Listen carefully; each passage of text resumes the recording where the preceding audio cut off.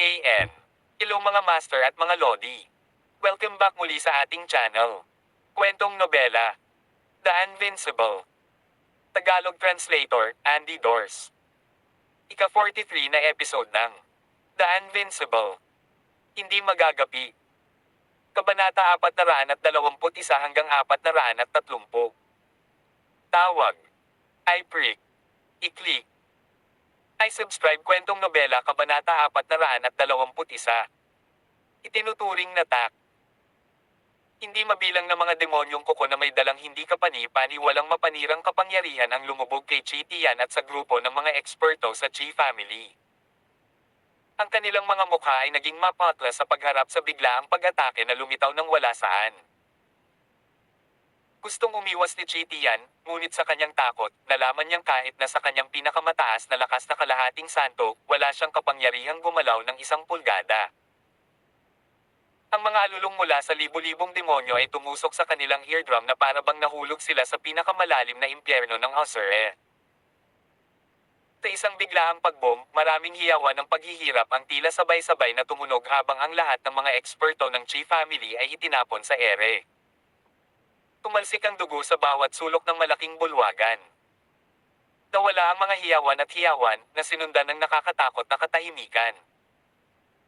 Maya-maya, nagpumiglas si Chi Tian na bumaba sa sahig. Pagtingin niya sa paligid niya, nakita niyang patay na ang lahat ng mga eksperto na sumunod sa kanya mula sa Chi Mansion. Ang mga taong ito na kasama niya ay pawang mga pangunahing miyembro at mataas na antas na eksperto ng Chi family, lahat ay nagtataglay ng lakas ng mataas na antas ng Xiantian realm. Sa madaling salita, ang mga taong ito ang pangunahing lakas ng pamilya Chi, ngunit ngayon, patay na silang lahat. Mahigit 100 Chi family core members at high-level guards ang patay lahat. Sa pag-iisip ng malaking pagkawala, gustong umiyak ni Chi Tian, ngunit walang luhang lalabas. Ang kanyang puso ay napuno ng galit, dalamhati, at walang katulad na takot. Patay. Patay lahat. Gayunpaman, alam niyang ang dahilan kung bakit siya humihinga ay dahil sadyang hinayaan siyang mabuhay ng kabilang panig, kung hindi, hindi na siya magkakaroon ng pagkakataong bumangon sa sandaling ito. Tinitigan ni Chi Tian si Huang Xiaolong na puno ng galit ang mga mata, sumisigaw, "Sino ikaw? Kahit sino ka pa, pinatay mo ang napakaraming disipulo at gwardya ng Chi family ko, mamamatay ka lang. Siguradong sisirain ka ng aming Chi family, sisirain ang iyong 9 na henerasyon." Sa pagtatapos nito, si Chi Tian ay umuungal ng mga salita sa tuktok ng kanyang mga baga. Bakas at paos ang boses niya, baluktot ang mukha niya sa galit. "Patayin ang aking 9 na henerasyon." Inulit ni Huang Xiaolong ang mga salitang walang anumang emosyon. Ilang beses na niyang narinig ang mga deities Templar na binibigkas ang linyang ito. Lumingon si Wang Dingji kay Huang Xiaolong, magalang na sinabi, "Soberano, ang nasasakupan na ito ay may higit sa 100 paraan para pahirapan itong si Chi Tian hanggang sa siya ay humingi ng kamatayan." Soberano. Ang paghuli sa terminong ginamit ni Wang Dingji na tumutukoy kay Huang Xiaolong ay parang tinamaan ng kidlat ng kapigatian ng diretso sa ulo, tumahimik si Chi Tian ng 1 segundo, at pagkatapos ay nanlaki ang kanyang mga mata sa gulat. Soul Sovereign. Asure State Soul Sovereign. Nauutil si Chi Tian, ang kanyang sigla at momentum kanina, ang kanyang layunin sa pagpatay kay Huang Xiaoling, ang kanyang galit, lahat ay nawala sa isang kisap mata, nag-iwan lamang ng takot. Tumingin si Huang Xiaolong kay Chi Tian, 100 paraan. Hindi na natin kailangang problemayan ang ating sarili, ilang araw na ang nakalipas mula nang kumain ng aking Poison Corpse Scarabs. Poison Corpse Scarabs. Nang marinig ang pangalang ito, nang hina ang mga tuhod ni Chi Tian, ang mga puti ng kanyang mga mata ay napabalikwas at nawala ng malay. Itinaway ni Huang Xiaolong ang kanyang mga kamay, naglabas ng malaking kayeg ng Poison Corpse Scarabs. Lahat ay nahulog sa itaas ng mga katawan ng mga disipulo at gwardya ng Chi family na ito. Bago ang walang tigil na pagkibot ng mga talukap ng mata ni Wang Dingji, makalipas ang ilang sandali, ang The Poison Corpse Scarabs ay kinagat ang mga bangkay sa sahig. Kinuha ni Huang Xiaolong ang Poison Corpse Scarab, malamig na sinabi, "Dahil gusto ako ni Chi Lei na mahuli ako, dapat ko siyang puntahan." Nakaramdam ng tuyo ang lalamunan ni Wang Dingji, nakita ang hindi mapag-aalinlangan ng layunin ng pagpatay sa mga mata ni Huang Xiaolong. Naisip na niya ang balitang matatanggap niya makalipas ang ilang oras, ang Chi family ay tuluyan ng mabubure sa martial spirit world. Wala pang 5 minuto, pinangunahan ni Wang Dingji si Huang Xiaolong patungo sa Chi Mansion. Gayunpaman, hindi humiling si Huang Xiaolong para sa maraming tao. Maliban sa kanya at kay Wang Dingji, wala pang 100 mga disipulo ng Asures Gate na kasama nila. Bagamat hindi dinala ni Huang Xiaolong ang maraming disipulo ng Asures Gate sa paglalakbay na ito, naroon si Wang Dingji. Dahil sa mukha ng City Castellan sa gitna ng grupo, sapat na iyon para mabigla ang mga eksperto na gumagala sa paligid ng Enigma City. Hindi ba Castellan Wang iyon? Sino ang lalaking itim ang buhok sa tabi niya? Mukhang papunta si Castellan Wang sa mansyon ng Chi family. Ang mga nagdaraan sa mga lansangan ay nagbulungan sa kanilang mga sarili, ang iba ay tumakbo sa malayo na nagbigay ng malawak na pwesto sa grupo ni Wang Dingji. Sa loob ng pangunahing bulwagan ng Chi Mansion, si Chi Lei at ang kasalukuyang Chi family elders ay naghihintay ng balita mula kay Chi Tian. Bakit hindi pa bumabalik si Elder Chi Tian pagkatapos ng napakatagal na panahon? Hindi napigilan ng isa sa Chi family elder na sabihin ng malakas, baka may nangyari. Ang isa pang elder ay tumango, ano ang maaaring mangyari, bigyan ng Wang Dingji na leopard ng lakas ng loob at hindi pa rin siya maglalakas loob na hindi isuko ang kriminal sa amin. Kung siya ay may taktika, ibibigay niya ang kriminal na iyon kay Elder Chi Tian ng masunurin, kung gayon ang bagay na ito ay malulutas, kung hindi, hehe.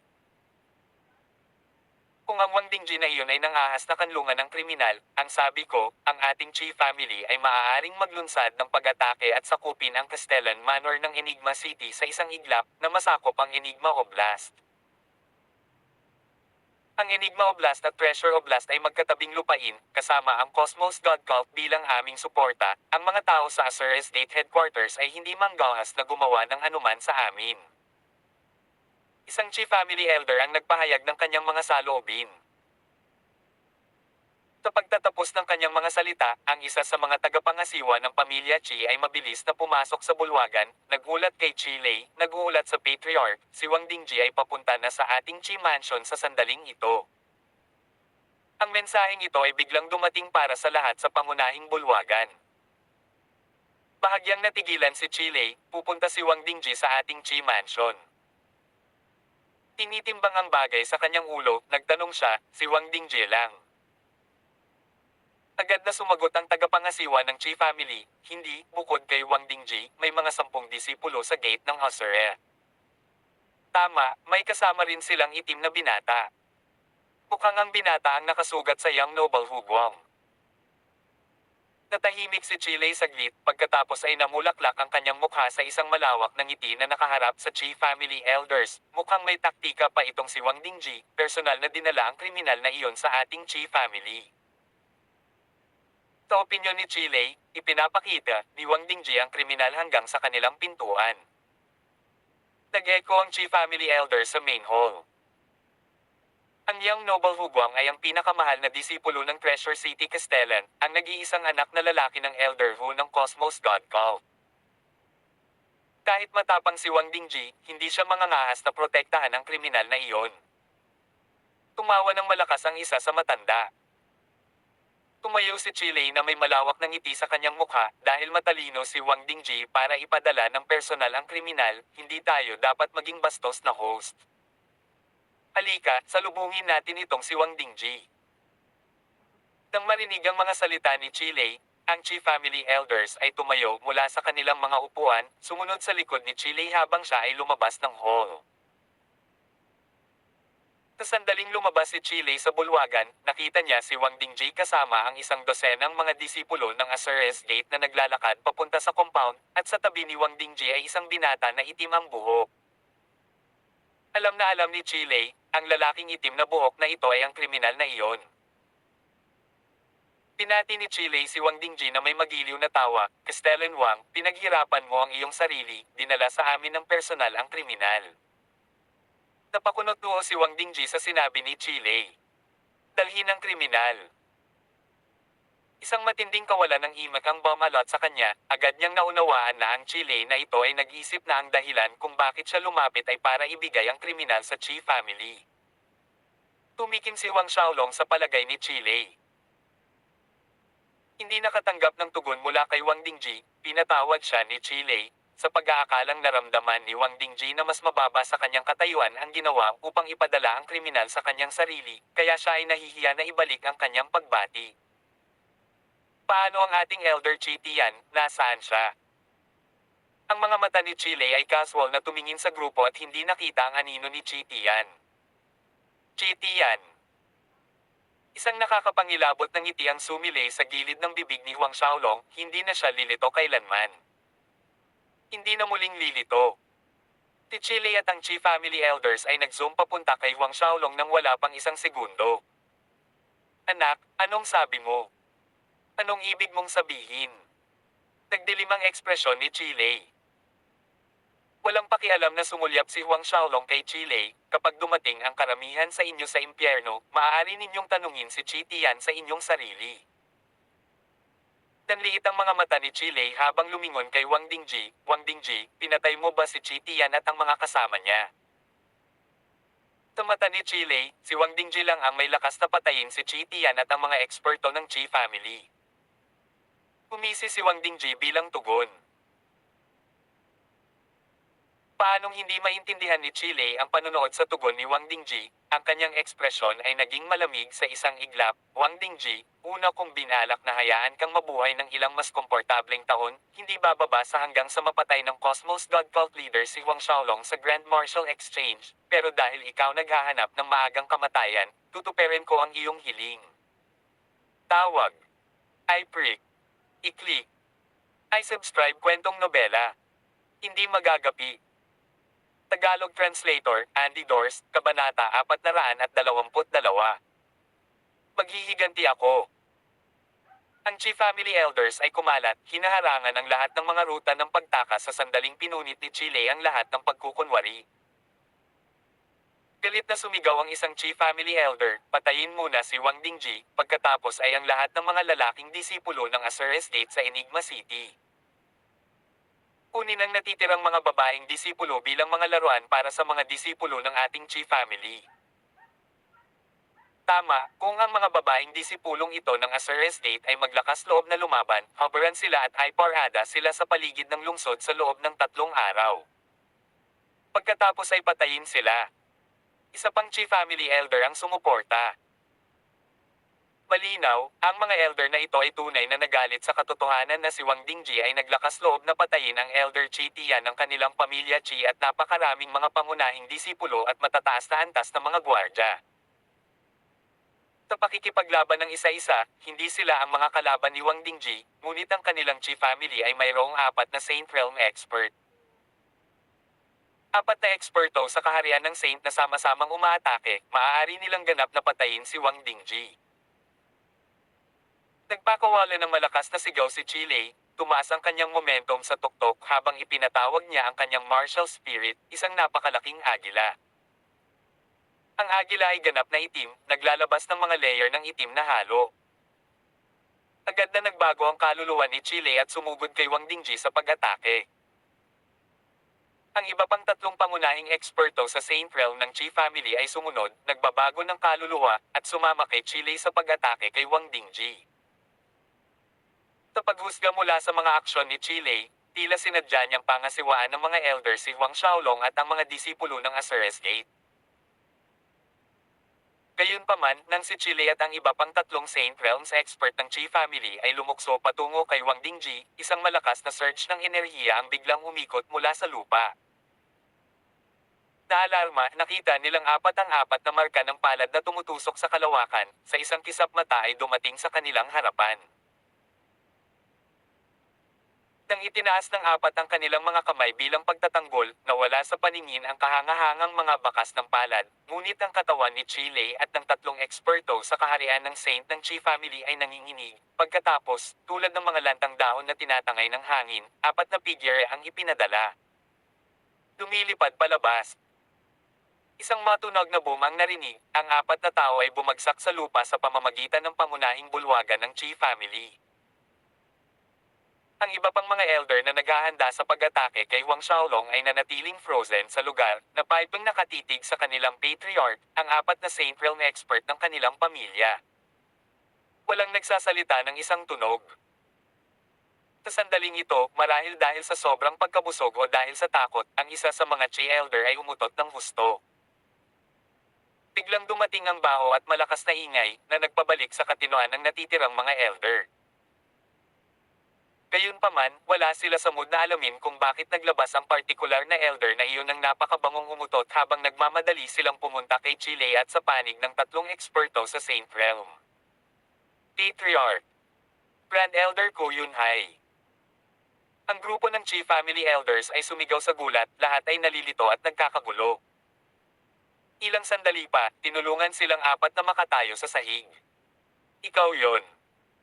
Tumayo si Chile, may takot na mga mata na nakatingin kay Huang Xiaolong. Ang taong umatake at nasugatan noon ay si Huang Xiaolong. Isang galaw. Isang galaw lang ang ginawa ng binata. Isang galaw lang ang ginamit nitong batang itim na buhok na hindi nila pinansin. Lumabas si Huang Xiaolong, dahan-dahang naglakad sa direksyon ni Chile. Ngayon lang napansin ni Chile at ng mga elder na sumunod si Wang Dingji sa likod ng itim na buhok na binata na may magalang na kilos. Hindi, si Wang Dingji ay eksaktong parang isang alipin. Lahat ng nasa panig ng Chi family ay natulala. Sino ka? Sumigaw si Chile, sa likod ng ating Chi family ay ang Cosmos God Cult. Kami ay mga tao ng Cosmos God Cult, ano ang gusto mong gawin? Bagamat natulala sila sa pag-uugaling alipin ni Wang Dingji, hindi iniugnay ni Chile o ng mga elder ang itim na buhok na binata kay Huang Xiaolong. Subconsciously, tinanggihan nila ang ideya. Paanong biglang umalis ang Azures Gate Sovereign sa punong tanggapan, at paano makikita ang taong iyon sa kanilang Enigma City? Malamig na tumawa si Huang Xiaolong, syempre alam ko na ang iyong Chi family ay isang asong pinalaki ng Cosmos God Cult. Ang pamilya Chi ay aso ng Cosmos God Cult. Dahil sa prangka na pahayag ni Huang Xiaolong, naging pangit si Chile at ang Chi family elders. Bagamat ang pamilya Chi ay may impluensya sa Enigma City, hanggang sa kayang sugpuin ang City Castellan, at the end of the day, sila ay isang aso lamang na inaalagaan ng Cosmos God Cult. Gusto nilang tanggihan, ngunit ito ay isang malinaw na katotohanan. Mabilis na kinuha ni Chile ang kanyang sarili, malamig na sinabi, kahit na ang ating Chi family ay walang iba kundi ang aso ng Cosmos God Cult, isa pa rin tayong aso na may gamit nito. Kung papatayin mo kami, hindi ka pakakawalan ng Cosmos God Cult, mas mabuting mag-isip ka. Si Huang Xiaolong ay hindi na nagabala pa kay Chile, lumingon siya kay Wang Dingji, at sinabing, ibaba mo ang aking utos, lahat ng mga disipulo ng Azures Gate ay harangan ang lahat ng paglabas sa Enigma City, walang sinumang disipulo ng Chi family ang pinapayagang umalis sa lungsod. Oo, soberano. Nagulat si Wang Dingji ngunit sinunod niya ang utos ni Huang Xiaolong. Soberano. Nahuli ni Chile at ng iba pa ang saludo ni Wang Dingji kay Huang Xiaolong, at katulad ng reaksyon ni Chi Tian, pagkatapos ng ilang sandali ng pagkablangka, lahat sila ay natakot. Ang pagkakakilanlan ng itim na buhok na binata ay napakalinaw, mayroon lamang isang tao na maaaring tawagin ni Wang Dingji bilang sovereign. Ang Gate Sovereign ng Azure. Matapos bigyan ng order si Wang Dingji, dumiretso si Huang Xiaolong sa pangunahing bulwagan ng Chi Mansion. Hindi na napanatili ni Chile ang kanyang kalmado na harapan, napabalikwas siya sa gulat. Itinuro ni Huang Xiaolong ang isang daliri sa hangin, ang Absolute Soul Finger ay agad na tumusok sa mga kilay ni Chile. Si Chile ay bumagsak, patay bago siya bumagsak sa sahig. Ang mga elder ng Chi family ay namutla habang pinapanood ito. Takawalan, ang isa sa elder ng Chi family ay tumalon sa langit, sinusubukang makatakas. Itinaway ni Huang Xiaolong ang kanyang kanang kamay at isang gintong bilog na singsing ang mabilis na lumipad palabas, na nakahabol sa elder nang wala sa oras. Sa isang maliwanag na flash ng liwanag, ang gintong singsing na iyon ay nakakandado sa nakapalibot na espasyo. Ang elder na iyon ay nakapit sa hangin, hindi makagalaw sa lahat. Ang gintong singsing na ito ay ang Heavenly Treasure number 9, ang God-binding ring. Ang bawat Heavenly Treasure ay may sariling mahiwagang epekto. Habang patuloy na tumataas ang lakas ni Huang Xiaolong, ang mga gamit at husay ng mga kayamanang ito sa langit ay natuklasan niya na ipinakita ang mga ito ng sunod-sunod. Pinasabog ni Huang Xiaolong ang Qi Family Elder sa mga piraso gamit ang Great Void Divine Fist matapos siyang ipit sa lugar gamit ang God-binding ring. Na may tuloy-tuloy na paggalaw, kinuha niya ang Supreme Ghost Flag at hinigop ang kaluluwa ng Qi Family Elder sa bandila na ginawa siyang isa sa mga Ghost Spirit. Ang iba pang dalawang Saint Realm Warrior ay nagplanong tumakbo rin, ngunit ang pagsaksi na ang pagwawakas ni Elder ay natakot sa kanilang mga paggalaw sa biglang paghinto. Young Noble Divine Dragon, handa kaming ipagkanulo ang Cosmos God Cult at menampa ng katapatan sa Azures Gate. Ang isa sa dalawang eksperto sa Saint Realm ay napaluhod sa takot, sabik na nagsusumamo kay Huang Xiaolong, huwag mo kaming patayin. Nag-react ang ibang Saint Realm expert, mabilis na napaluhod at humingi rin ng awa. Sa isang segundo, lahat ng Qi Family Elders ay lumuhad na parang mga nabubuwal na puno, walang humpay na yumuko para maligtas ang kanilang buhay. Isang liwanag ang kumislap sa mga mata ni Huang Xiaolong, ang una niyang plano ay bunutin ang Qi Family na ito, lipulin ang bawat disipulo ng Qi Family sa Enigma City. Ngunit ngayon, sa pagtingin sa mga Qi Family Elder na ito, mayroon siyang pagbabago sa mga plano. Napakahalaga ng Enigma City bilang hangganan na katabi ng teritoryo ng Cosmos God Cult, pinakamainam na magkaroon ng mas maraming Saint Realm expert na tumulong kay Wang Dingji sa pagbabantay sa Enigma City. Buksan ang hadlang sa dagat ng iyong kaluluwa. Utos ni Huang Xiaolong. Buksan ang aming Soul Sea Barrier. Ang mga eksperto ng Qi Family ay natigilan. Sa huli, ang mga dalubhasa sa Qi Family na ito ay nakikinig lamang na parang mga bata na may mabuting asal, na hinahayaan ang hadlang sa kanilang mga kaluluwang dagat, na nagbibigay daan kay Huang Xiaolong na tatakpan ang kanilang mga kamalayan. Habang ito ay nangyayari sa labas, sa isang lihim na silid sa loob ng Qi Mansion Compound, maliban sa kanyang nawasak na Qi Sea, karamihan sa mga pinsala ni Hu Guang ay napigilan matapos kunin ang mga elixir ng pamilya Qi na kanilang pinagyaman sa loob ng maraming taon. Nakatitig sa sarili niyang dalawang mapurol na braso, hindi napigilan ni Hu Guang ang galit na nangingibabaw sa kanyang puso. Maghihiganti ako. Gusto kong tadterin ang maliit na B** star na iyon sa 1,000 piraso. Hahayaan ko siyang makatikim ng sakit ng 1,000 beses, hindi 1,000,000 beses na mas masahol pa kaysa sa akin. Tawag. I-prick. I-click. I-subscribe kwentong nobela. Hindi magagapi. Tagalog Translator, Andy Dors, Kabanata 423. Pagdating sa Treasure City, si Hu Guang ay nahuhumaling sa paghihiganti.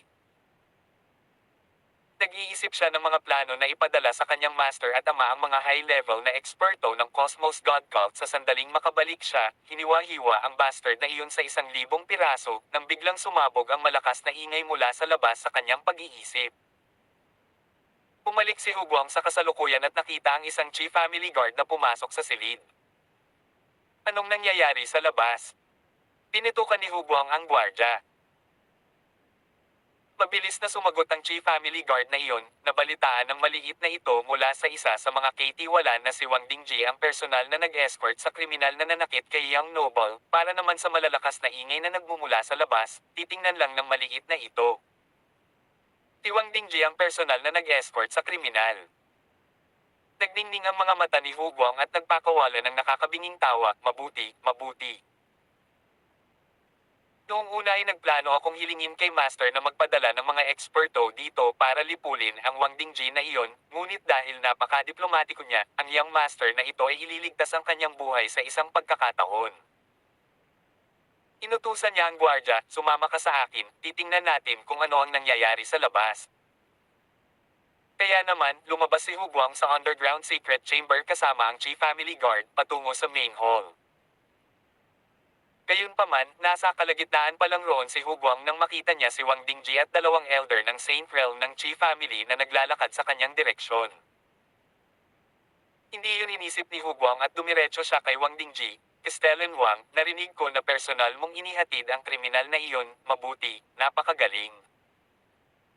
Pagbalik ko sa punong tanggapan ng Cosmos God Cult bukas, ipapaalam ko kay Ama ang iyong merito.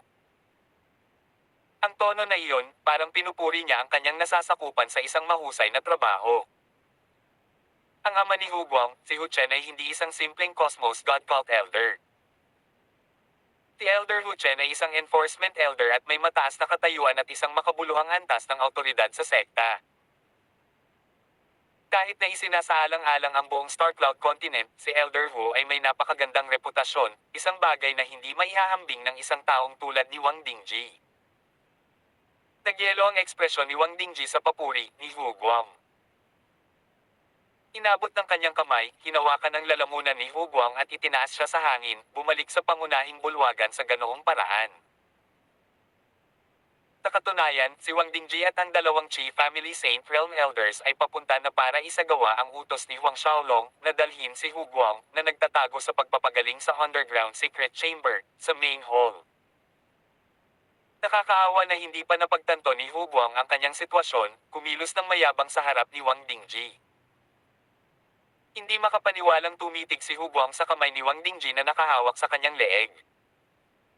Talagang naglakas loob si Wang Dingji na insultuhan siya sa ganitong paraan. Umalangaw-ngaw ang galit na galit ni Hu Guang, Wang Dingji, ano sa tingin mo ang ginagawa mo? How dare you treat me this way? Patay na patay ka, bitawan mo ako. Pilasan mo, bitawan mo ako this instant. Tinubukan ni Hu Guang na kumawala, ngunit hindi nagtagumpay. Nasira ang kanyang cheesy at siya ay may pisikal na kapansanan, anong mga kwalipikasyon ang kailangan niyang paghirapan. Ang gwardya na kasama ni Hu Guang ay nakaugat sa lugar habang pinapanood niya si Wang Dingji na binuhat si Hu Guang sa ere gamit ang isang kamay, pinipiga ang kanyang lalamunan. Hindi nagtagal at bumalik ang tatlong tao sa pangunahing bulwagan na may hawak na Hu Guang. Pagpasok sa bulwagan, inihagis ni Wang Dingji si Hu Guang sa isang tabi at magalang na sumaludo kay Huang Xiaolong, Sovereign, dinala ko si Hu Guang. Dahil doon, pumakbang siya sa gilid, kasama ang dalawang Qi Family Saint Realm Elders na nakatayo sa likuran niya. Hinawakan ni Hu Guang ang kanyang leeg, walang katapusang paglalako. Pagtaas ng kanyang ulo, ang imahe ni Huang Xiaolong na nakaupo sa upuan ng patriarch ng Qi family ay pumasok sa kanyang mga mata habang ang Qi family elders ay magalang na nakatayo sa dalawang linya. Soberano. Sa oras na ito, naalala ni Hu Guang na tinawag ni Wang Dingji si Huang Xiaolong Sovereign.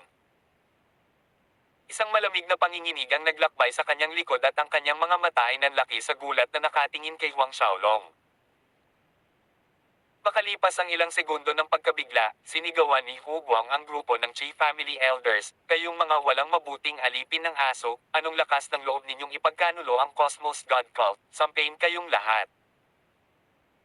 Dilipulin kayo ng Cosmos God Cult ng maraming alipin ng aso, papatayin kayong lahat.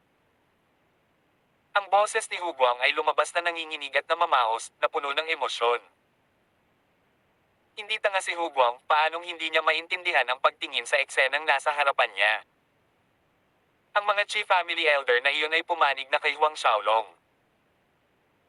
Napangiwi ang Qi family elders matapos ituro ang ilong at tinawag na dog slaves, lalo na ang dalawang Saint Realm expert. Ang isa sa kanila ay humakbang pasulong, magalang na sumaludo kay Huang Xiaolong at nakipagsapalaran ng may pag-iingat, soberano, ang Hu Guang na ito ay napakayabang, ang nasasakupan na ito ay nagmumungkahi na pilayin din ang kanyang magkabilang binti. Nakikinig sa eksperto sa kaharian ng Qi Family Saint na iyon, ang iba pang Qi Family Elders ay humakbang din, bawat isa ay nagbibigay ng mga mungkahi kung paano parusahan si Hu Guang. Pagkatapos ng lahat, sumuko na sila kay Huang Xiaolong at binansagan ng marka ng kanyang kaluluwa, wala na silang pakialam sa magiging paghihiganti ng Cosmos God Cult. Si Huguang ay tulala na pinanood habang ang mga elder na ito, na dati ay nagpapakita sa kanya ng paggalang, na nambobola sa kanya sa paraang nakikiramay hanggang sa punto ng pagdila sa kanyang puwitan kung tatanungin niya, ang lahat para lamang sa kanyang mabuting panig, ay talagang iminungkahi kay Huang Xiaolong na baliin ang kanyang mga binti, putulin ang kanyang dila, hukayin ang kanyang mga mata, at lahat ng uring hindi makataong pagpapahirap. Sumabog sa galit si Huguang, ikinaway ang kanyang braso, isang grupo ng mga alipin ng aso, papatayin ko kayong lahat. Sumunod siya, itinasang isang paa sa isa sa Chi family elders. Ang elder na iyon ay hindi man lang nagabalang gumalaw, isang manipis na protective barrier ng battle chi ang lumitaw sa kanyang harapan. Napabalikwa si Huguang, paulit-ulit na natitised. Nakikinig sa mga mungkahi ng Chi family elders, tumango si Huang Xiaolong, pinapayagan. Nakatayo lang si Huguang nang marinig niyang pinahintulutan sila ni Huang Xiaolong at bigla siyang nahimatay. Kung siya ay sasailalim sa bawat parusa na iminungkahi ng Chi family elders, sa pagtatapos nito, ito ay mas masahol pa sa kamatayan. Makalipas ang kalahating araw, ang Chi family ay natanggap sa ilalim ng Asurres Gate, at ang dalawang Chi family Saint Realm expert ay hinirang bilang deputy domain leaders ng Enigma City sa ilalim ng pamamahala ni Wang Dingji. Nang maglaon, maraming gawain ang iniwan ni Huang Xiaolong sa kanilang tatlo bago umalis sa Enigma City, nagpatuloy sa kanyang paglalakbay sa Treasure City. Para naman kay Huguang, siya ay pinahirapan hanggang sa mamatay ng grupo ng Chi family elders. Bago umalis, binigyan ni Huang Xiaolong si Wang Dingji ng mahigpit na utos, lahat ng mga disipulo ng Cosmos God Cult sa Enigma City na hindi sumuko sa Asurres Gate ay papatayin. Patayin silang lahat. Isang order na nagkulayan ng pula ng Enigma City ng dugo. Pagkaraan ng napakaraming taon, ang pagiging mapagmataas sa lungsod ng Enigma ay naging ugali na ng mga disipulo ng Cosmos God Cult, kaya nang makita nila ang karaniwang duwag ng mga disipulo ng Asurres Gate ay naglakas loob na salakayin sila, ang Cosmos God Cult na iyon ay gumanti ng kanilang karaniwang pagmamataas. Maliban sa isang maliit na bilang na sumuko sa Asurres Gate, ang iba ay napatay lahat. Bagamat maraming mga disipulo ng Asurres Gate ang nagtatanim ng matinding puot sa mga disipulong ito ng Cosmos God Cult sa loob ng mahabang panahon, sa makatuwid, nang salakayin ng mga disipulong ito ang mga disipulo ng Cosmos God Cult, walang sinuman sa kanila ang nagpakita ng anumang awa. Dumating si Huang Xiaolong sa Treasure City pagkatapos ng kalahating araw na paglalakbay.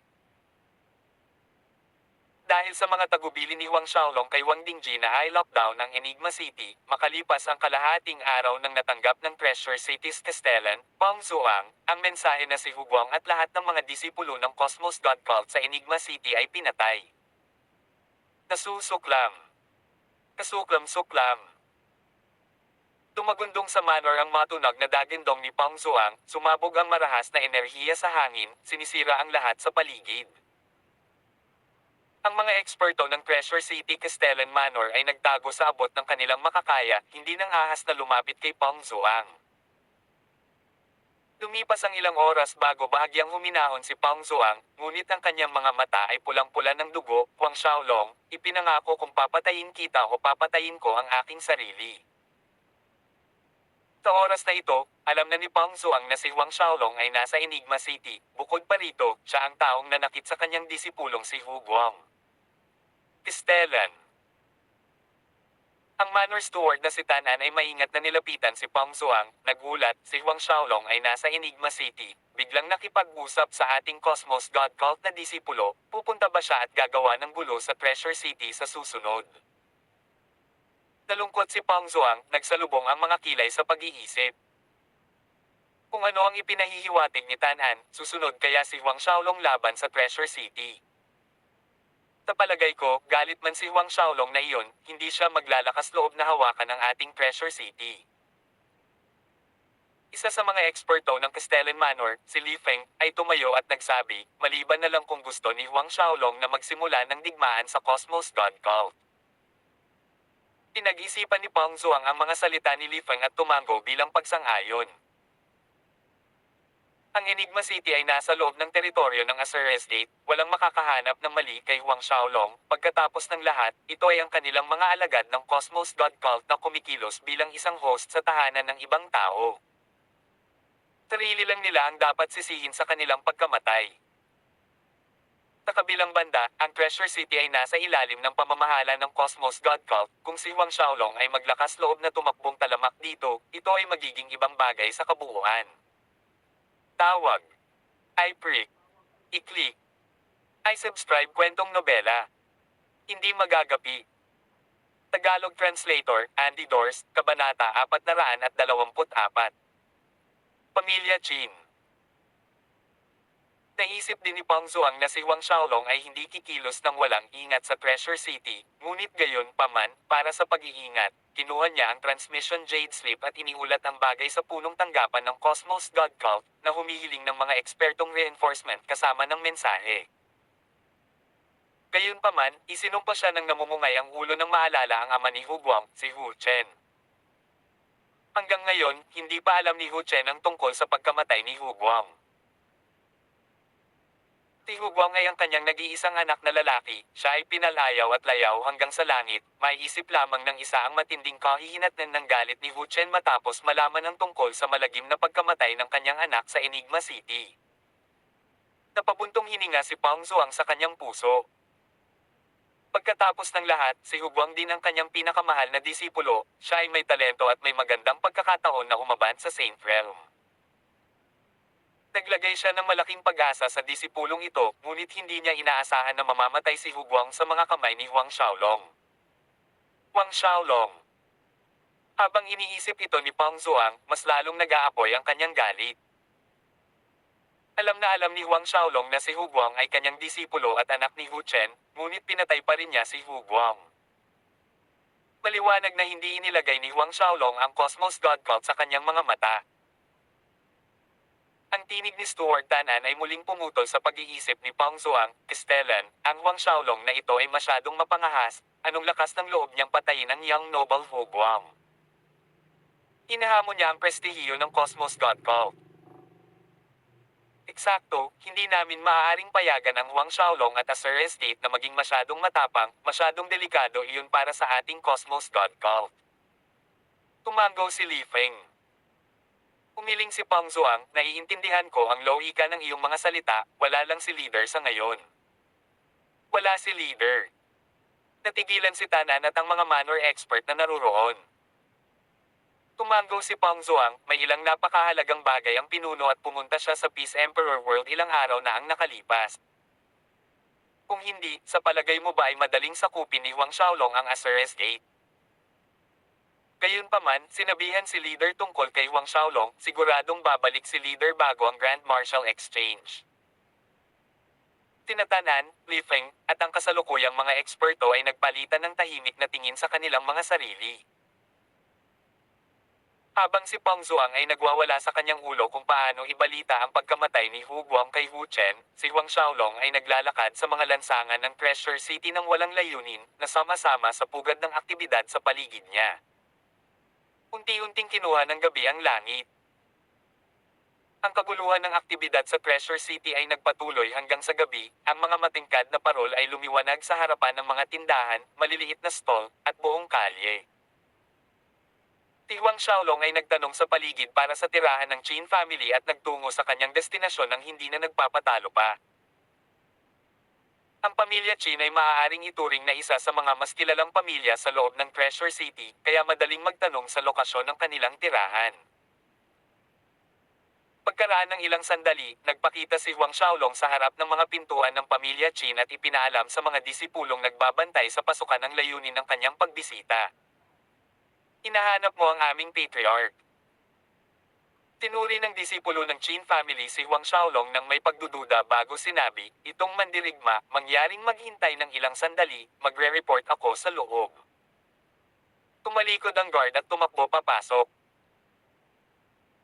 Sa katunayan, sa lakas ni Huang Xiaolong, maaari siyang pumasok sa tirahan ng Qin family nang hindi inaalerto ang sinuman, ngunit ang layunin ni Huang Xiaolong ay bilhin ang 8 tangkay ng Dragon God Grass mula sa Qin family patriarch, isang kahilingan sa kabilang panig.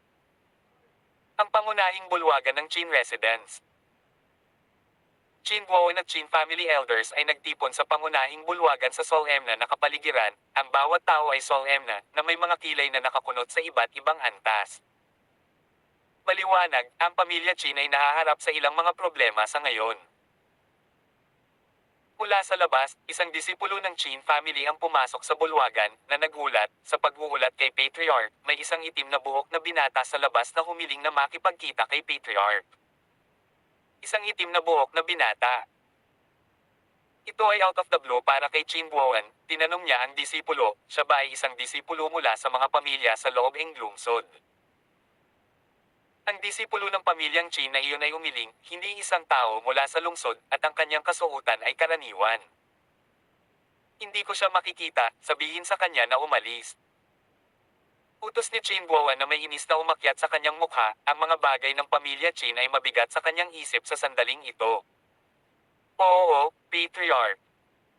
Magalang na sumunod ang alagad at mabilis na umalis sa pangunahing bulwagan. Pamulong ang isang elder ng pamilya ng Qin, para saan kinukuha ng mga karaniwang tao ang ating pamilya Qin. Sa tingin nila makikita nila ang ating patriarch kahit kailan nila gusto. Napabuntong hininga si Qin Guoan, maaari lamang gumaling ang mga sugat ng ninuno gamit ang maalamat na 9 leaves purple grass, ngunit ang isang pambihirang halamang tulad ng 9 leaves purple grass ay isa sa 1,000,000, saan natin ito hahanapin? Natahimik ang kasalukuyang Qin family elders. Samantala, ang disipulo ay nasa pintuan, ipinaalam kay Huang Xiaolong, tumanggi ang aming patriarch na makita ka, umalis ka na lang. Nanatiling kalmado si Huang Xiaolong nang marinig ang mga salitang ito. Sa kanyang kasalukuyang lakas, sa loob ng radius na 10 li, walang paggalaw ang makakatakas sa kanyang espiritual na pakiramdam, kaya alam ni Huang Xiaolong kung ano ang naganap sa pangunahing bulwagan ng paninirahan na parang nandoon siya. Maglakbay ka pa, sabihin sa iyong pamilya patriarch na ang 9 leaves purple grass na gusto niya, mayroon ako. Sabi ni Huang Xiaolong sa disipulo ng Qin family. 9 na dahon ng purple grass. Ang disipulo ng Qin family ay hindi pa nakarinig ng 9 leaves purple grass. Umiling siya, tinanggihan ang kahilingan ni Huang Xiaolong, go, nasabi ko na hindi ka makikita ng ating patriarch. Dahil sinabi na ng patriarch na hindi niya siya makikita, kung tatakbo siyang muli, siguradong papagalitin siya. Hindi nagalit si Huang Xiaolong sa disipulo ng pamilya Qin na naiintindihan ang kanyang kahirapan. Bahagyang nag-isip, naglabas siya ng 2 spirit pellet, ang nakakapreskong halimuyak ng mga halamang gamot ay agad na kumalat sa hangin, kung handa kang pumasok at magulat muli, ang 2 grade 10 spirit pellet na ito ay sa iyo. Ang biglaang bango ay agad na nakakuha ng atensyon ng iba pang mga disipulo ng Qin family, ang kanilang mga mata ay nagniningning sa nilalagnat na pagnanasa. 10 grade 10 spirit pellets. Buhol-buhol ang dila ng disipulo ng pamilya Qin na iyon. Grade 10 spirit pellets, ang maalamat na grade 10 spirit pellets. Sa loob ng Qin family, ang mga elder lang ang makakatamasa ng ganitong kalidad ng mga spirit pellet. Halatang napalunok ang disipulo, nakatingin kay Huang Xiaolong ng may pagdududa at pagdududa, itong 2 grade 10 spirit pellets, talaga, ibibigay mo ba talaga sa akin? Tumawa si Huang Xiaolong, syempre. Dahan-dahang pinitik ng daliri ni Huang Xiaolong ang 2 spirit pellet, ipinadala ang mga ito sa disipulo ng Qin family. Sa loob ng kanyang ushering, grade 10 spirit pellets ang pinakamababang grade. Hawak ang 2 grade 10 spirit pellets sa kanyang mga kamay, naramdaman ng disipulo na siya ay nananaginip, at nakatayo siya doon na tulalan ng mahabang panahon. Nang sa wakas ay natauhan na siya, ang tangkad ni Huang Xiaolong ay mukhang mas malaki sa kanilang mga mata. Itong Panginoon, mangyaring maghintay dito sandali habang ako ay papasok upang ipaalam sa patriarch. Ang kilos ng alagad ay naging lubhang magalang. Para sa kanya, hindi simpleng tao ang isang taong maaaring kumuha ng 2 grade 10 spirit pellets para gantimpalaan ang iba para sa iba't ibang gawain. Kahit na ang isang tanga ay maaaring malaman ito. Tumango si Huang Xiaolong. Nang makitang tumango si Huang Xiaolong, tumalikod ang disipulo at tumakbong muli sa tirahan. Sa loob ng Chin Residence Main Hall, si Chin Guoan ay nag-iisip pa rin ng kanyang utak, iniisip ang tungkol sa Nine Lives Purple Grass, nang makita niyang pumasok muli ang parehong disipulo sa Main Hall, galit siyang sumigaw, "Sino ang nagsabi sa iyong pumasok ka?" Bagamat ang disipulong iyon ay isang pangunahing inapo ng sangay, ang patriarch na nag-iwas ng matinding galit sa kanya ay natakot pa rin sa kanya.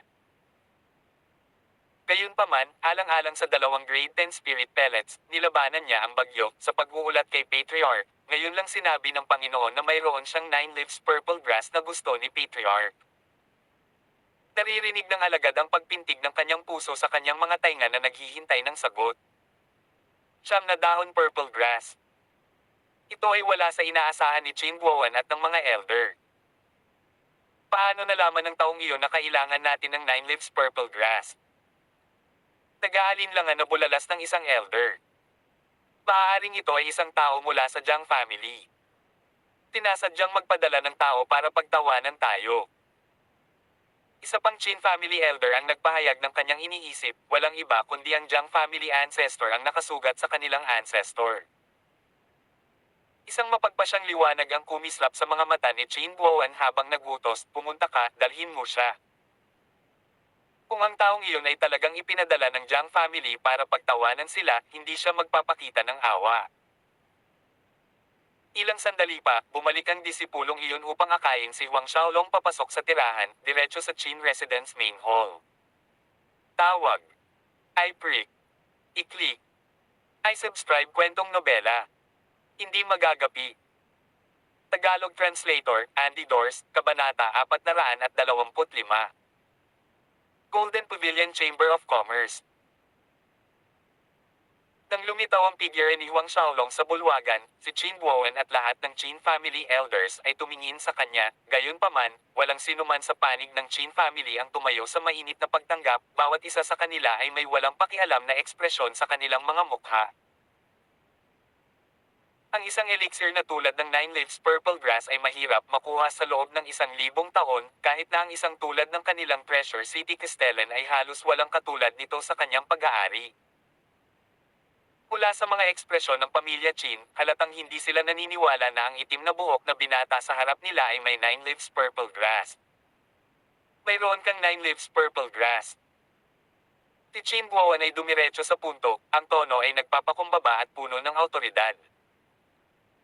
Pinagmasdan ni Huang Xiaolong ang mga mukha sa paligid niya, hindi sinaktan ang ugali ni Qin Guoan, mahinahon siyang sumagot, "Tama." Isang mahinang singgal ang narinig mula sa isa sa mga Qin elder, "Brat, alam mo ba kung anong lugar ito? Kung mabibigo kang kumuha ng 9 leaves purple grass mamaya, tatapusin kita ng isang sampal." Sumagot si Huang Xiaolong, "Kung makakalabas ako ng 9 leaves purple grass, magpapakamatay ka ba gamit ang isang palad?" Mabilis na nagalit ang Qin family elder na iyon, "Ikaw. Insolent." May preconception ng elder na si Huang Xiaolong, sa katunayan, ay walang 9 leaves purple grass, at pumunta sa Qin residence para pukawin ang gulo. Sa kanya, ang sagot ni Huang Xiaolong ay nagpapatunay lamang sa kanyang iniisip. Walang pinagsisisihan ng Mad Dragon Bears. Inatake ng Qin family elder si Huang Xiaolong gamit ang isang hampas ng palad. Gayunpaman, walang baliw na dragon, tanging bugzo ng malakas na hangin. Si Qin Guoan at ang iba ay nanood mula sa kanilang mga upuan na walang intensyon na pigilan ng elder. Gusto rin nilang makita kung gaano kahusay ang kabilang panig na pumasok sa kanilang teritoryo na nagdudulot ng kaguluhan. Gayunpaman, ang elder ng pamilya ng Qin ay biglang namula nang ang lakas ng kanyang palad ay pulgada mula kay Huang Xiaolong, isang malakas na mas malakas kaysa sa kanyang sarili ang tumama sa kanya. Bang! Isang malakas na pagsabog ang umalingaw-ngaw at ang Qin family elder ay napaalis sa kanyang upuan, nag-iwan ng isang tumpok ng alikabok ng kahoy na dating upuan. Ang balabal sa kanyang katawan ay ginutay-gutay sa maraming mahabang guhit na nakasabit sa kanyang balikat, hindi gaanong naiiba ang hitsura kumpara sa isang pulubi sa lansangan. Si Qin Guoan at ang lahat ng kasalukuyang Qin family elders ay tumayo na may gulat na ekspresyon sa kanilang mga mukha, anong nangyari? Walang sino man sa bulwagan ang nakakita kay Huang Xiaolong na gumanti, ni hindi sila nakaramdam ng anumang enerhiyang alon mula sa katawan ni Huang Xiaolong, ngunit ang kanilang Qin family elder ay natama na parang sirang saranggola. Bagamat ang partikular na Qin family elder na iyon ay hindi ang pinakamalakas, siya ay nasa gitna ng pinakamataas sa lakas. Sa sandaling ito, itinuro ni Huang Xiaolong ang isang daliri sa kawalan, ang kapangyarihan ng kanyang daliri ay tumusok sa isang butas sa Holijing bato ng pangunahing bulwagan, pagkatapos ay sa likod na pader, sa pamamagitan ng dingding ng courtyard, at panghuli ang imitasyong bundok sa hardin. Si Qin Guoan, pati na rin ang mga elder, ay tumitig sa tuwid na linya ng mga butas na kasing laki ng daliri na mas tuwid kaysa sa isang brush, nang hina ang kanilang mga tuhod.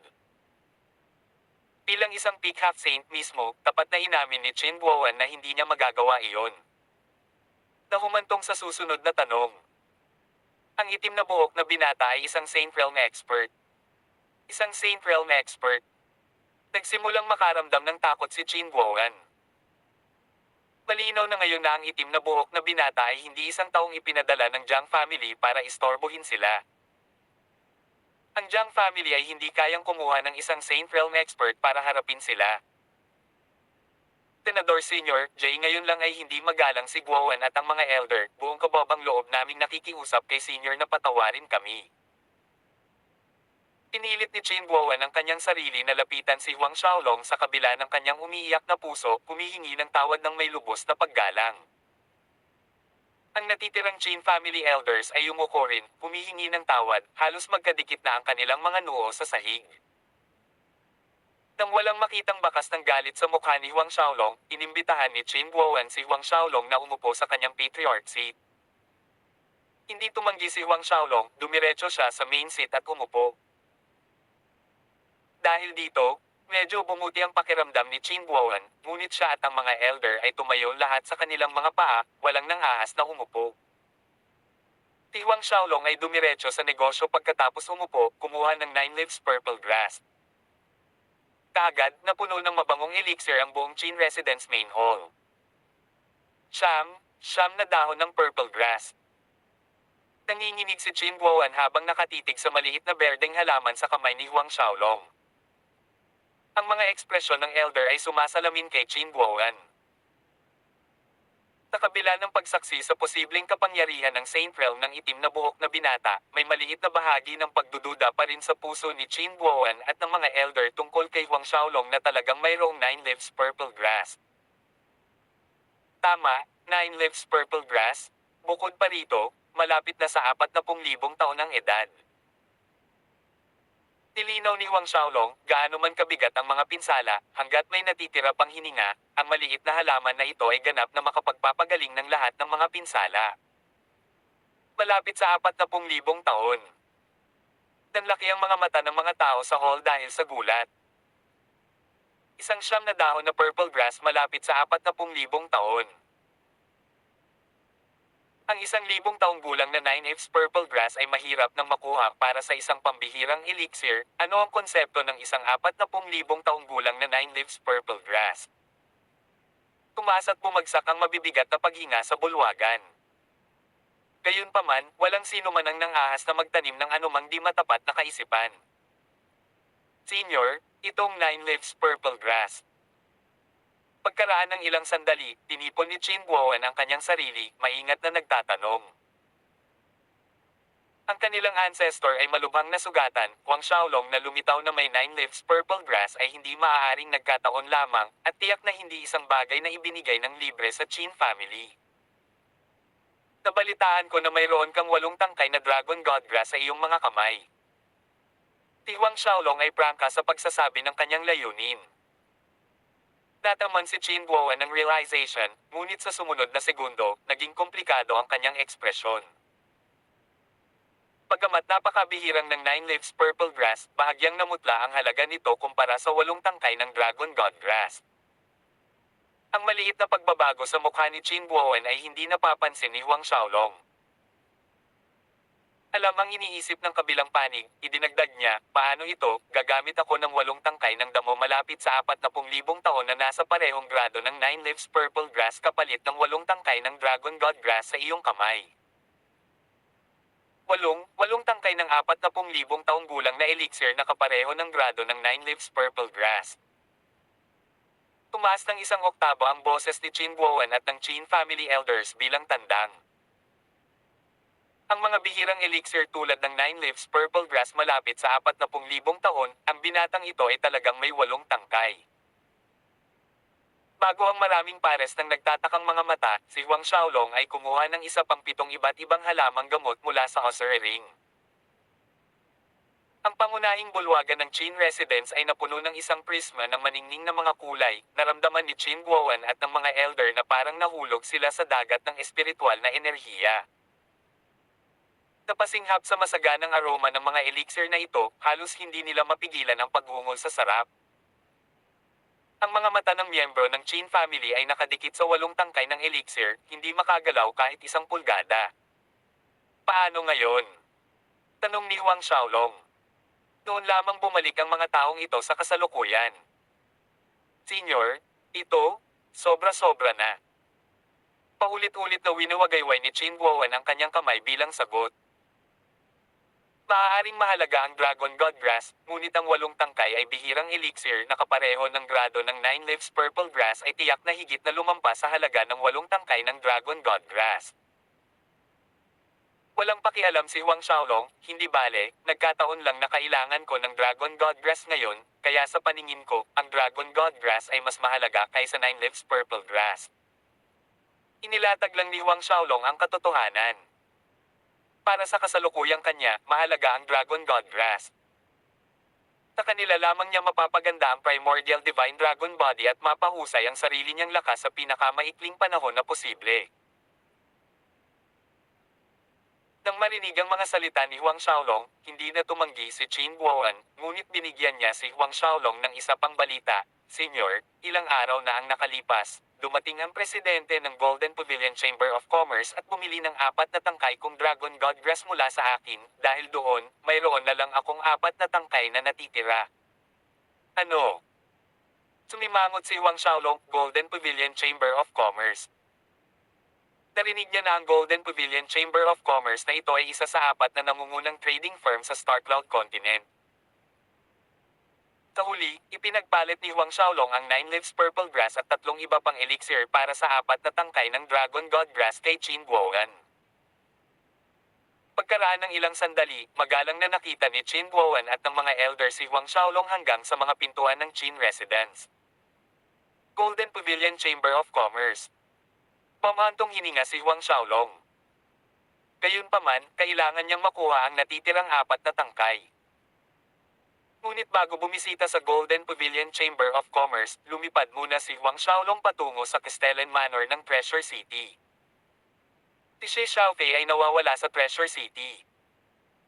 Sa kanyang lakas, ang tanging taong sapat na malakas na gumawa ng anumang pinsala sa kanya ay maaari lamang maging isa pang Saint Realm. May kakaibang pakiramdam si Huang Xiaolong na ang bagay na ito ay konektado sa Castellan Manor ng Treasure City. Tawag. I-prick. I-click. I-subscribe kwentong nobela. Hindi magagapi.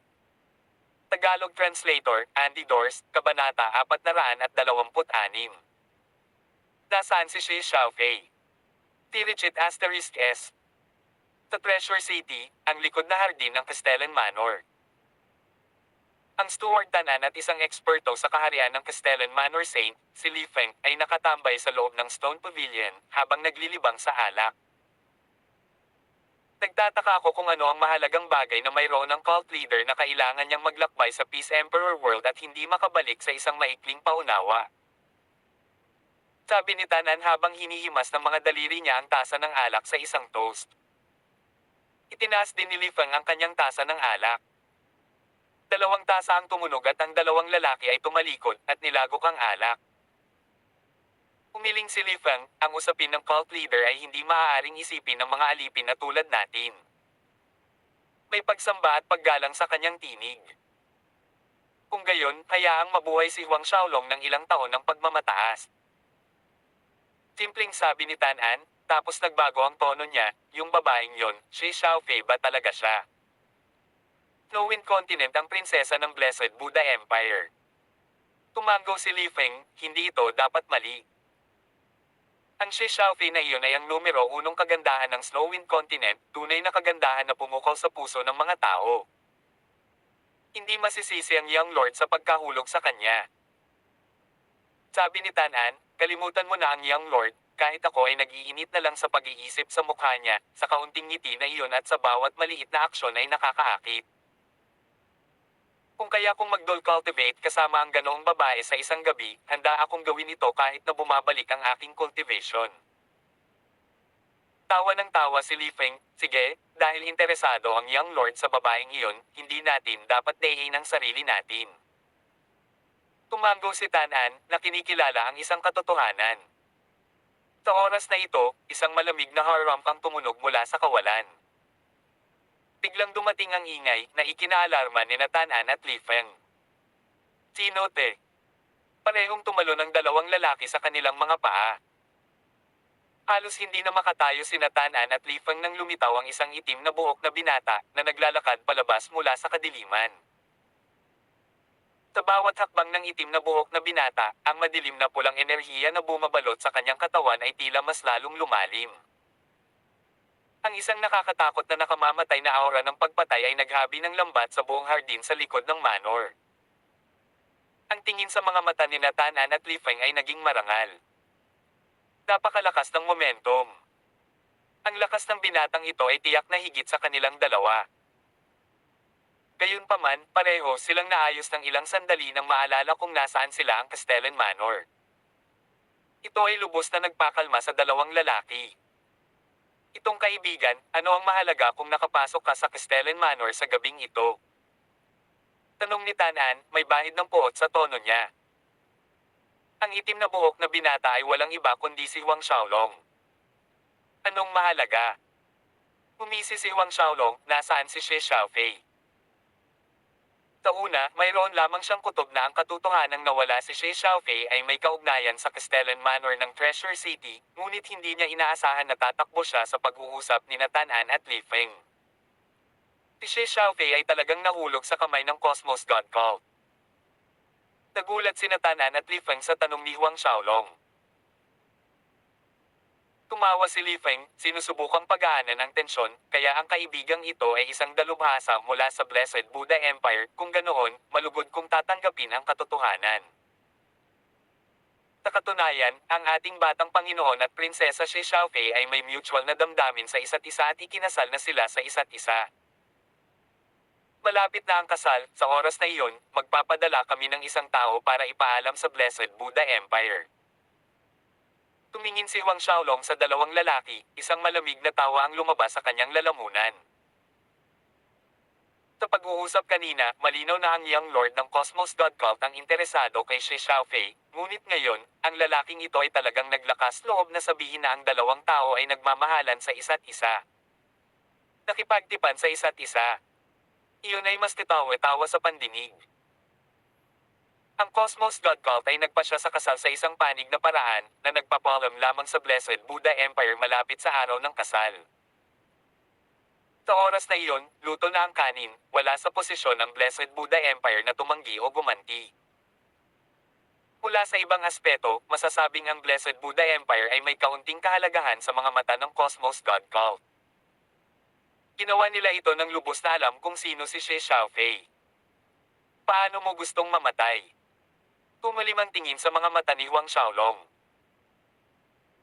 Isa sa mga puntong narinig ni Huang Xiaolong mula sa pag-uusap ng mga lalaking ito ay na ang Cosmos God Cult leader ay pumunta sa Peace Emperor World, at dahil wala ang kanilang pinakamalaking honcho, hindi kailangang mag-alinlangan si Huang Xiaolong sa pakikitungo sa kanila.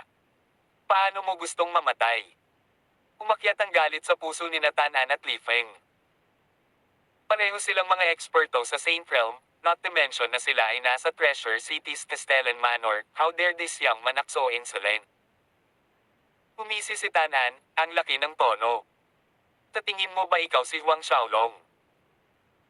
Sa sandaling natapos ni Tanan ang kanyang tanong, isang pulutong ng mga umuugong na itim na salagubang ang lumipad patungo sa mga lalaki na naghahadya sa kalangitan. Natigilan ng dalawang lalaki, ito ay Lason Bangkay Scarabs. Halos magkasabay na nag-flash sa kanilang isipan ang pangalan, at sa isang iglap ay nawala ang lahat ng kulay ng kanilang mga mukha.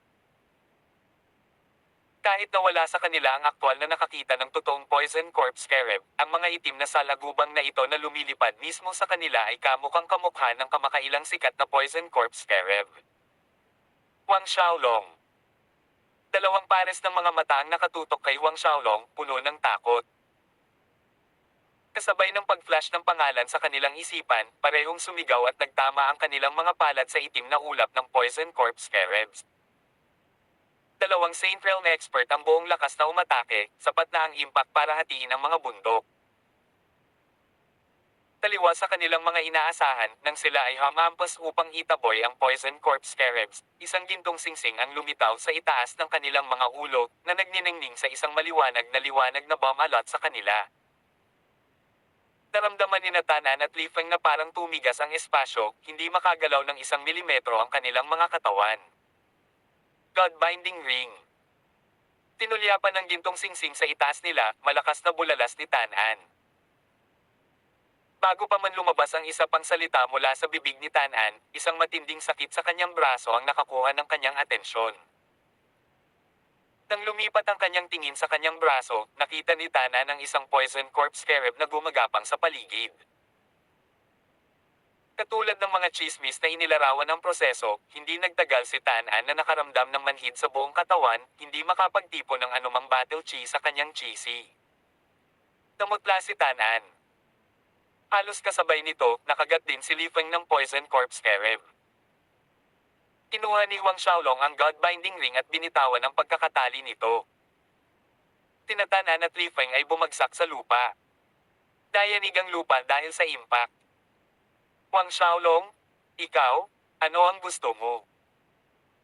Bumagsak sa lupa, hindi na maitago ni Tanan ang malaking takot sa kanyang mukha, at muling sinabi, ito ang Castellan Manor ng Treasure City.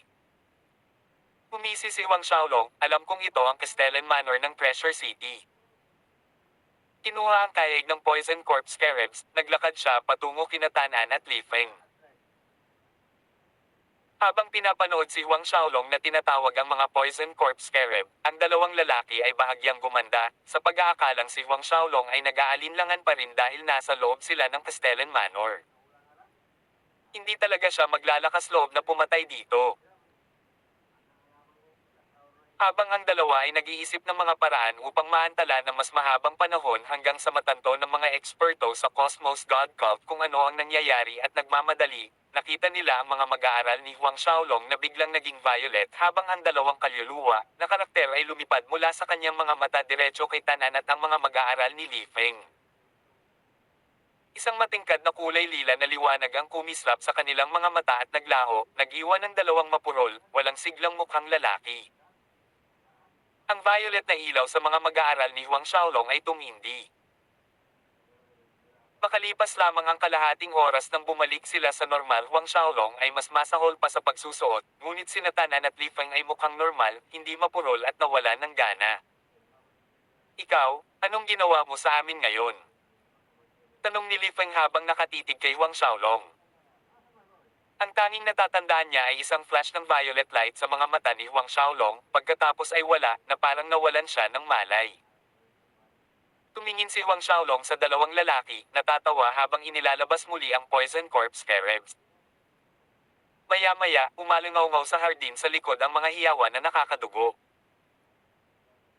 Sa pagkakataong ito, hinigop ni Huang Xiaolong ang mga kaluluwa ni Tanan at Li Feng sa Supreme Ghost Flag, na ginawang ghost spirit ang kaluluwa ng mga lalaki para sa bandila sa halip na pagkain para sa Poison Corp Scarabs. Nauna rito, ginamit ni Huang Xiaolong ang Ancient Puppetry Art at Soul Mandate para kontrolin ang kaluluwa ng dalawang lalaki, sinasaliksik ang kanilang isipan para sa impormasyon. Gayunpaman, sa kasalukuyang antas ng espiritual na puwersa ni Huang Xiaolong, maaari lamang niyang pamahalaan ang napakaliit na bahagi ng mga alaala, tulad ng lahat ng nangyari sa nakalipas na 2 taon. Mula sa mga pinakahuling alaala ni Tanan at Li Feng, nalaman ni Huang Xiaolong na si Shi Xiaofei at ang dalawa sa kanyang kasambahay na sumunod sa kanya sa Star Cloud Continent ay nahuli lahat at dinala sa punong tanggapan ng Cosmos God Cult ng Young Lord ng Cosmos God Cult na si Xi Wei. Xi Wei. Ang mga mata ni Huang Xiaolong ay kumikinang sa malamig na liwanag na wala sa kadiliman ng gabi sa isang kisap mata. Dahil hinarang ni Huang Xiaolong ang espasyo sa likod ng hardin gamit ang God-binding ring, ang kaguluhan na nangyari sa likod na hardin ay hindi napansin ni Peng Zhuang at ng iba pa sa manor. Kinabukasan, nang pumasok si Peng Zhuang sa bulwagan, inutusan niya ang isa sa mga kasambahay, tawagan mo rito ang Steward Tan-an.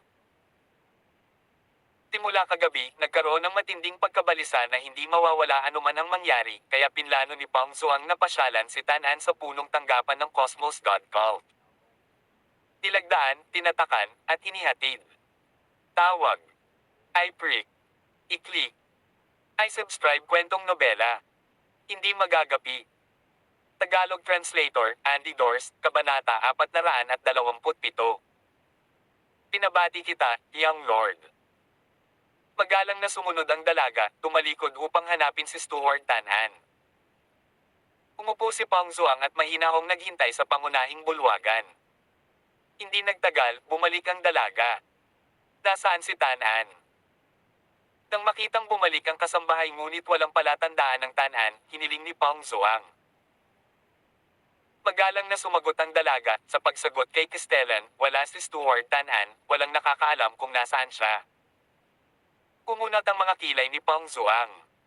Hindi pwede, kung may mga bagay si Tan-an na kailangan niyang umalis sa Castellan Manor, tiyak na pupunta siya sa kanya ng personal. Habang pinag-iisipan ito ni Peng Zhuang, mas maraming bagay ang tila hindi tama at kinuha ang transmission Jade Sleep.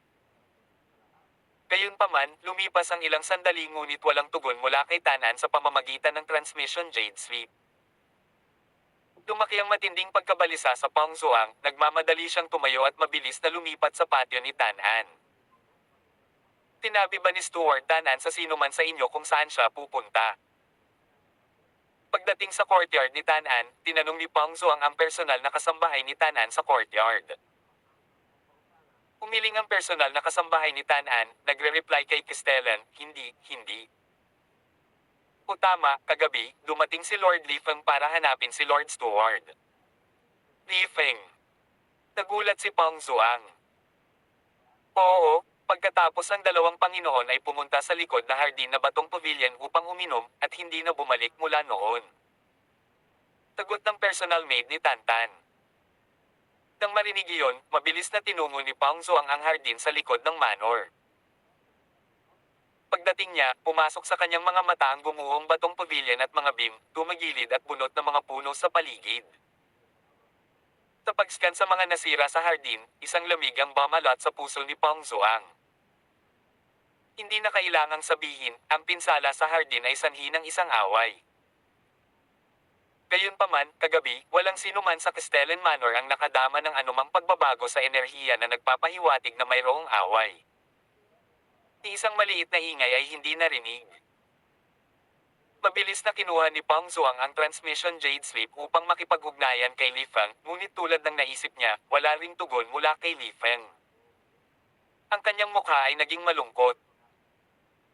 Ang isang kasing tanga ng isang tyrant boar na gumagamit ng kanyang asno para mag-isip ay maaaring malaman na may nangyari kina Tan-an at Li Feng. I relay ang aking order, lockdown Treasure City, I report kaagad ang sinumang kahinahinalang tao. Tumingin si Peng Zhuang at umungol sa isa sa mga gwardya. Hindi pa nakita ng gwardya na iyon ang Castellan na galit, ang kanyang mukha ay mapula sa dulo ng dagindong ni Peng Zhuang. Agad namang sumaludo ang gwardya at tumakbo para isagawa ang utos. Sa puntong ito, si Huang Xiaolong ay ilang libong milya na ang layo mula sa Treasure City, lumilipad ng mabilis, nag-iiwan lamang ng malabong liwanag kung saan siya dumaan. Sa kabila ng kanyang napakabilis na bilis, walang tunog ang mga galaw ni Huang Xiaolong. Sa pananabik para sa kaligtasan ni Xie Xiaofei, walang pakialam si Huang Xiaolong sa pag-aalala sa mga eksperto sa paligid habang nagmamadali siyang dumaan sa mga lungsod nang hindi itinatago ang kanyang presensya. Ang pagkilos ni Huang Xiaolong ay hindi maaaring hindi makaakit ng atensyon ng ilang Saint Realm expert mula sa mga lungsod na ito. Sinubukan pa nga ng ilan sa kanila na pigilan si Huang Xiaolong sa pamamagitan ng pagharang sa kanyang daraanan. Gayunpaman, nang mapansin nila ang nakakatakot na bilis ni Huang Xiaolong, ang mga path blocker na ito ay tumakbo sa malayo upang umiwas. Kilabot. Nang maglaon, mas naging malapit si Huang Xiaolong sa punong tanggapan ng Cosmos God Cult. Gayunpaman, ang kapangyarihan ng Cosmos God Cult ay napakalayo. Ang bilang lamang ng mga oblast sa ilalim ng kanilang teritoryo ay lumampas sa 210 beses ang lawak ng lupain kumpara sa Azures Gate. Higit pa rito, ang punong tanggapan ng Cosmos God Cult ay matatagpuan mismo sa gitna ng mga teritoryo nito.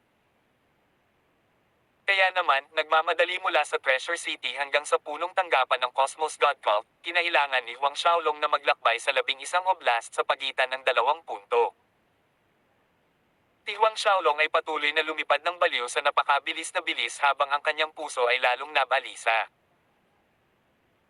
Siya ang dahilan kung bakit naglakbay si Shi Xiaofei sa Star Cloud Continent. Kung may nangyari talaga sa kanya, pagsisisihan ito ni Huang Xiaolong sa buong buhay niya. Paano niya haharapin si senior brother Shi Fantian noon? Exi Hui. Isang nagyayelong kislap ang kumislap sa mga mata ni Huang Xiaolong, lumalakas ang nakamamatay na aura sa paligid niya. Kung may nangyari kay Shi Xiaofei, magsisimula siya ng patayan. Gagawin niyang ilog ng dugo ang punong tanggapan ng Cosmos God Cult. Wala siyang dahilan para maging maingat tungkol dito dahil ang Cosmos God Cult leader mismo ay wala dito sa Martial Spirit World. Exi Chow, sana hindi nagawa ng anak mo ang pinakamalaking pagkakamali sa buhay niya, kung hindi. Lalong lumalim ang poot sa mga mata ni Huang Xiaolong, kung talagang nadungisan ng Exi Hui na iyon ang kailan isang puri ni Shi Xiaofei, malugod niyang gagawing nutrisyon si Exi Hui at lahat ng Cosmos God Cult Elders para sa Poison Corp Scarabs. Pagkatapos ng lahat, makalipas ang 13 taon sa Grand Martial Exchange, lalabanan ni Huang Xiaolong si Exi Chow. Sa oras na iyon, tiyak na hindi siya patatawarin ni Exi Chow. Sa makatuwid, ang mga aksyon ni Huang Xiaolong ay hindi napigilan ng mga kahihinatnan sa hinaharap.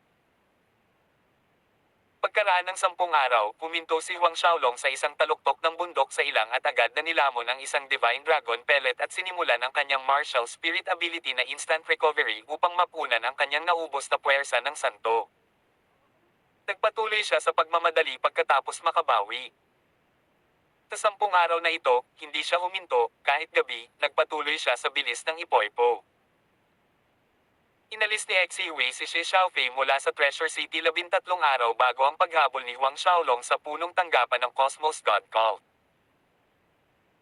Ayon sa pagtatansya ni Huang Xiaolong, sa buong bilis niya ngayon, dapat ay maabot niya ang punong tanggapan ng Cosmos God Cult ng halos kasabay ng grupo ni Exi Hui. Lumipas ang isa pang 2 araw. Si Huang Xiaolong ay kasalukuyang nakatayo sa hangin, nakatingin sa isang isla sa ibaba.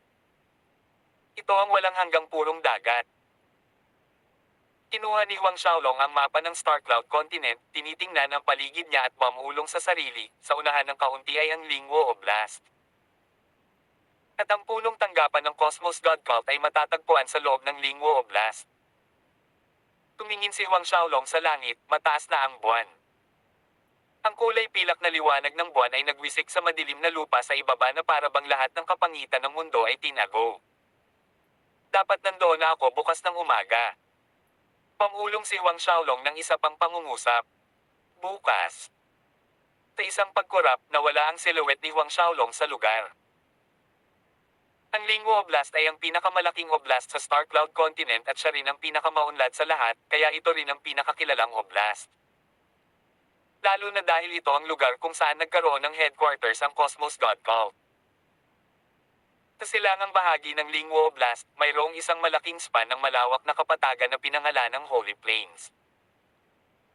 May isang matandang alamat na konektado sa banal na kapatagan na ito. Noong unang panahon, isang Diyos ang minsang bumaba sa lugar na iyon. Nang bumaba ang Diyos, nasaksihan niya ang digmaan sa pagitan ng dalawang bansa sa talampas na ito, binasa ng dugo ang lupa na pula, naging ilog, kaya kumilos ang Diyos at tinapos ang digmaan. Mula noon, walang puwersang nangahas na gumawa ng patayan sa kapatagang iyon. Simula noon, ang lugar na iyon ay tinawag na Holy Plains, isang banal na lupain para sa sangkatauhan, mga beastman, demonyong hayop, at iba pa. Ang punong tanggapan ng Cosmos God Cult ay itinayo mismo sa Holy Plains, isang maringal na matayog na lungsod na tinatawag na Cosmos God City. Ang Cosmos God City ay abala sa lahat ng oras na may mga taong patuloy na lumilipat-lipat. Ang mga matingkad na ilaw ang nagbibigay liwanag sa mga kalye habang nagkakagulo ang mga transaksyon sa paligid. Sa loob ng Castellan Manor ng Cosmos God City, umalingaw-ngaw ang masayang tawa sa mga bulwagan.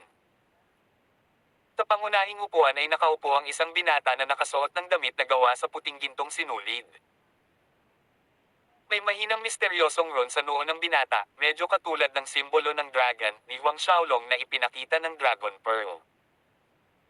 Ang binatang ito ay ang Young Lord ng Cosmos God Cult, si Xi Wei. Kaiba sa karamihan ng mga sekta, malalaking pamilya, at imperyo, ang Cosmos God Cult leader, si Xi Chao, ay nagkaroon lamang ng isang anak, si Xi Wei. Walang nakakaalam kung ano ang martial spirit ni Xi Wei o ang kanyang tunay na lakas, dahil ang mga taong nakakaalam ay patay lahat sa ilalim ng kanyang espada. Si Xi Wei ay hindi kailanman natalo. Dahil doon, nagkaroon ng kilalang palayaw si Xi Wei sa Starcloud Continent, ang undefeated war god. Sa magkabilang gilid ng bulwagan ay nakaupo ang maraming eksperto sa Cosmos God Cult. Pinabati kita, Young Lord, sa iyong malaking araw ng kasal bukas. Isang matandang may puting buhok na nakaupo malapit kay Xi Wei ang nagtaas ng kanyang tasa ng alak bilang toast. Ang kagandahang tulad ni Shi Xiaofei lang ang nararapat na maging kasama ng Young Lord, Ang lalaking maputi ang buhok na ito ay isa sa enforcement elders ng Cosmos God Cult, si Chen Xiaofeng. Sumama ang isa pang enforcement elder na si Shi Xiaofei na makapag-asawa ng Young Lord ay dahil sa kanyang maraming buhay na halaga ng good karma, napakalaking kapalaran niya na siya ang pinili ng ating Young Lord. Lahat ng tao sa hall ay nagpakawala ng masayang tawa. Tawag. I prick. I-click. I subscribe kwentong nobela. Hindi magagapi. Tagalog Translator, Andy Dors, Kabanata 428. Hindi kahit kwalipikadong dalhin ang kanyang sapatos. Umupo si Xi Wei sa pangunahing upuan, nakikinig sa mga pambobola na nagmumula sa mga bibig ng enforcement elders. Mahina siyang ngumiti at tumango habang itinataas ang tasa ng alak bilang pag-toast gesture. Walang nakakaalam kung ano ang nangyayari sa isip ng Young Lord na ito. Nagpatuloy si Chen Xiaofeng, sinasabi ng mga alingaw-ngaw na si Shi Xiaofei ay may likas na isinilang na Buddha physique. Kapag ang Young Lord ay kasama niya, ang paglilinang ng Young Lord ay tiyak na lalago ng mabilis.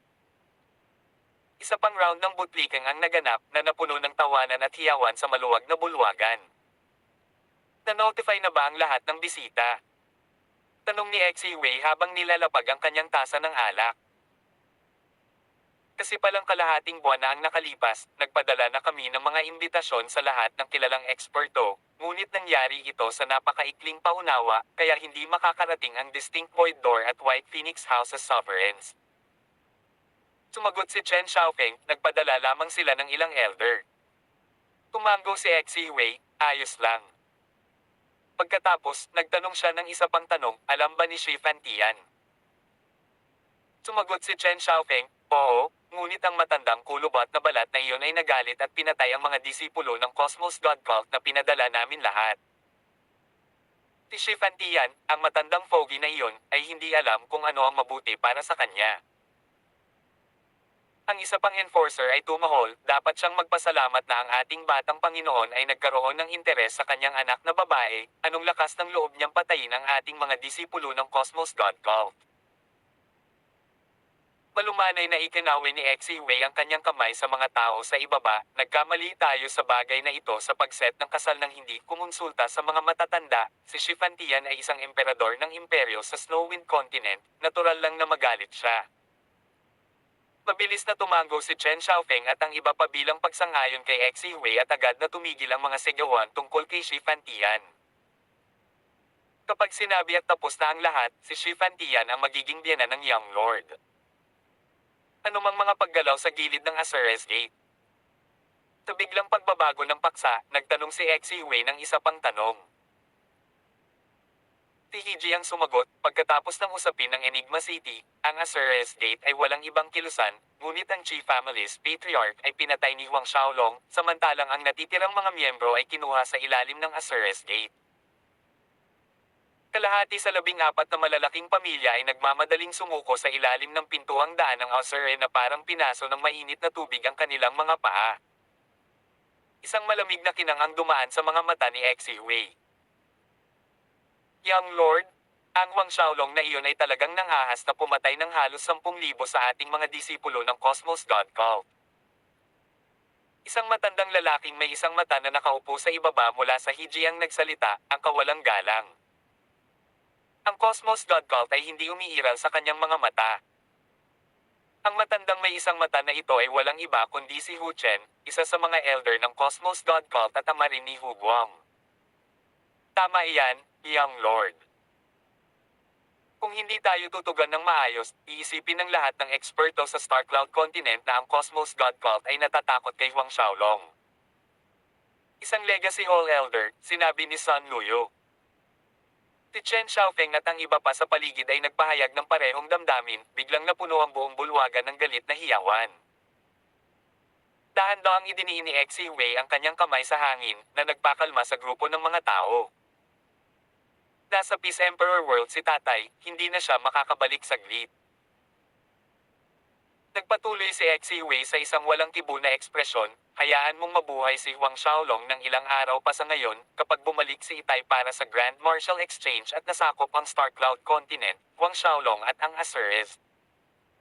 Ang gate ay nasa tuktok ng listahan ng mga patayan. Tupigin ang Star Cloud Continent. Si Chen Xiaofeng at ang lahat ay talagang nabigla sa paghahayag na ito. Young Lord, mayroon bang Lord Leader? Nagbaka sakali si Hiji nang may pag-iingat. Tumango si Exiwei, tama, nasira na ni Ama ang God Realm. Si Chen Xiaofeng, Hiji, at ang iba ay nagpakita ng pagtataka sa kanilang mga mukha, pagkatapos ay naging euphoria ito habang nagmamadali silang tumayo na naghahatid ng kanilang pagbati. Makalipas ang isang oras, nagkahiwa-hiwalay ang party para sa gabi. Bumalik din si Exiwei sa kanyang sariling courtyard ng paninirahan. Ang bakuran ng kanyang tirahan ay maliwanag na naiilawan kahit na malalim na ang gabi na nagpapalabas ng isang maligaya na ambience. Sa gitna ng silid ay isang napakalaking kama kung saan nakaupo ang isang magandang dalaga sa naghihintay na poster. Ang walang katulad na kagandahang ito ay si Shi Xiaofei. Pinapanood si Exiwei na naglalakad papasok sa silid, galit na tumayo si Shi Xiaofei habang nanlilisik ang mga mata kay Exiwei. Maging ang galit na ekspresyon ni Shi Xiaofei ay magandang tingnan. Ano ang ginawa mo kina Xiaoro at Xiaoyo? Tanong ni Shi Xiaofei. Tina Xiaoro at Xiaoyo ang dalawang maid na sumama sa kanya mula sa Blessed Buddha Empire. Ang parehong mga batang babae ay sumunod kay Shi Xiaofei mula noong kanyang pagkabata, kaya ang kanilang relasyon ay napakabuti. Nakaharap kay Shi Xiaofei na parang gusto niyang lumunin siya ng buo, na panatili ni Exiwei ang isang banayad na hitsura, huwag kang mag-alala, okay sila. Gayunpaman, kung hindi ka makikipagtulungan bukas, hindi ko magagarantiya kung ano ang mangyayari sa kanila bukas ng gabi. Ikaw. Kasuklam-suklam. Si Shi Xiaofei ay nagngangalit sa bawat salita sa pamamagitan ng nagngangalit na mga ngipin. Hindi nasaktan si Exiwei, sa halip ay isang maliit na ngiti ang lumitaw sa kanyang mukha, maraming salamat sa iyong papuri. Ipapakita ko sa iyo kung gaano ako kadosta. Si Shi Xiaofei ay umaalon sa galit mula sa mga salita ni Exiwei, ang kanyang dibdib ay gumagalaw pataas at pababa. Hindi nagabala si Exiwei na itago ang kanyang tingin habang nakatitig sa dibdib ni Shi Xiaofei. Nang mapansin ang antas ng kanyang mata, lumipad ang mga kamay ni Shi Xiaofei upang takpan ang kanyang dibdib, nagbuga ng apoy mula sa kanyang mga mata, Exiwei, huwag kang mangarap na mahawakan ang isang buhok sa aking katawan. Sumagot si Exiwei, sa tingin mo ba ay may pag-asa kang lumaban? Namula ang mukha ni Shi Xiaofei sa galit. Mula sa oras na siya ay nahuli, ang kabilang panig ay nagpakain sa kanya ng isang bagay na hindi niya alam na humadlang sa kanya mula sa pagsisimula ng isang maliit na piraso ng battle chi mula sa kanyang cheesy. Ang kasalukuyang kanya ay mahina kahit na humarap sa pinakamababang alagad ng Cosmos God Cult, walang kapangyarihang lumaban, hindi pa banggitin ang pakikipaglaban sa isang tulad ni Exi Hui. Si Shi Xiaofei ay umirap kay Exi Hui na may malamig na tingin, para sabihin sa iyo ang totoo, mayroon na akong taong gusto ko. Sumimangot ito kay Exi Hui. Kung ikukumpara sa kanya, hindi ka karapat-dapat na dalhin ang kanyang sapatos. Idinagdag ni Shi Xiaofei na may paghihiganti. Napatawa si Exi Hui sa halip na magalit, ako, ang Young Lord of Cosmos God Cult, ay hindi man lang kwalipikadong magdala ng kanyang sapatos. Parang pinaka-nakakatawang biro sa mundo sa pandinig ni Exi Hui. Sa katunayan, kung ihahambing ng isa ang mga pagkakakilanlan, umaasa sa kanyang katayuan bilang Young Lord ng Cosmos God Cult, hindi lamang sa Star Cloud Continent, kundi maging sa buong Martial Spirit World, hindi hihigit sa 3 tao ang makakalaban sa kanya. Ano man iyon, ang babaeng tinitigan niya, si Shi Xiaofei, ay sinasabi sa kanyang mukha na siya, ang undefeated war god Exi Hui, ay hindi kwalipikadong magdala ng sapatos ng taong iyon. Kung narito ang sinuman sa Cosmos God Cult Elders tulad ni Chen Xiaofeng, nanunood ng walang habas na pagtawa ni Exi Hui, malalaman nila na talagang galit si Exi Hui sa sandaling ito. Walang maraming bagay o tao na maaaring tunay na magagalit sa kanilang batang Panginoon. Talagang curious ako, sino ang taong ito na nakakuha ng puso ng numero 1 kagandahan ng Snowwind Continent. Ang kanyang pagtawa ay biglang namatay, isang blizzard cold aura ang tila nagmula sa katawan ni Exi Hui. Ang momentum ni Shi Xiaofei ay tumugma kay Exi Hui, darating siya at iligtas ako bukas, malalaman mo sa oras na iyon. Mabuti. Hindi na idiniin pa ni Exi Hui, maghihintay ako at titingnan ko ang pagkakakilanlan ng taong ito na ang sapatos ay hindi ko karapat-dapat dalhin. Lumiwanag sa mga mata ni Exi Hui ang nakamamatay na layunin, bukas, kung maglakas loob siyang sumama, lalabanan ko siya ng personal sa harap mo, huhukayan ang puso niya at ipapakain sa mga aso. Ikaw. Nabulunan si Shi Xiaofei sa galit. Pero, hindi ko siya hahayaang mamatay ng ganoon kadali. Isang masamang panunuya ang sumahubong sa bibig ni Exi Hui, bukas ng gabi, ipapaluhod ko siya rito, sa silid na ito, at panoorin kung paano kita dinidiin sa ilalim ng aking katawan, sa aking awa. Ipaalam sa kanya ang iyong maalinsangan mo sa kasiyahan. Gayunpaman, pinagpala siya na makita ang iyong nakakaakit na hubad na katawan bago siya mamatay. Ang mga mata ni Shi Xiaofei ay naging escarlata, ang kanyang dibdib ay bumigat pataas, ang kanyang mga kamay ay nakataas na gustong sampilan ang taong nasa kanyang harapan. Inabot ni Exi Hui, hinawakan ang kanyang palso, pagkatapos ay hinayla ito sa kanyang ilong at naamoy ang kanyang nakakalasing na pabango, natatawa habang sinasabi, hindi ko inaasahan na pati ang kamay mo ay napakabango. Si Shi Xiaofei ay napalitan ng hindi makapagsalitang galit at kahihiyan. Huwag kang mabahala, mahal, hindi kita hawakan ngayong gabi. Ililigtas ko ang magandang sandali na iyon para bukas ng gabi. Tumalikod si Exi Hui at umalis na maganda ang mood, naiwan ang tunog ng kanyang pagtawa na umalingaw-ngaw sa silid. Tumulo ang mainit na luha sa mga pisngi ni Shi Xiaofei habang pinagmamasdan ang papalayong silhouette. Bukas, darating ba talaga siya para iligtas siya?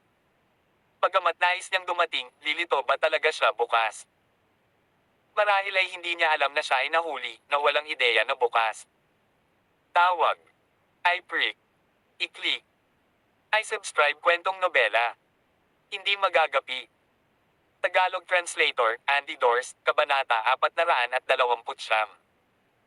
Frontal Assault. Lumipas ang gabi nang walang nangyari. Maaga sa susunod na araw, pinagpala ng nagniningning na sikat ng araw ang isang buhay na Cosmos God City, dahil ngayon ang malaking araw ng kasal ng Young Lord ng Cosmos God Cult. Ito ay nakakagulat na balita para sa buong Star Cloud Continent, maging sa buong Martial Spirit World. Ang mga makukulay na parol ay nakahanay sa mga kalye ng Cosmos God City, ang hanging buoyant na may nakakahawa at maligaya na kapaligiran. Dumating ang mga tao mula sa lahat ng malaki at maliliit na sekta, kilalang pamilya, at puwersa upang ihatid ang kanilang mabuting hangarin. Ang pasukan sa timog ng Cosmos God City ay higit sa 100 ang lapad, ngunit ngayon ay parang masikip ito. Ang lugar sa paligid ng Castellan Manor ng Cosmos God City ay mas puno, iba't ibang mga hugis ng mga mararangyang karwahe at kahangahangang mga bundok ay gumagalaw papasok at palabas, na nakakamangha sa mga mata.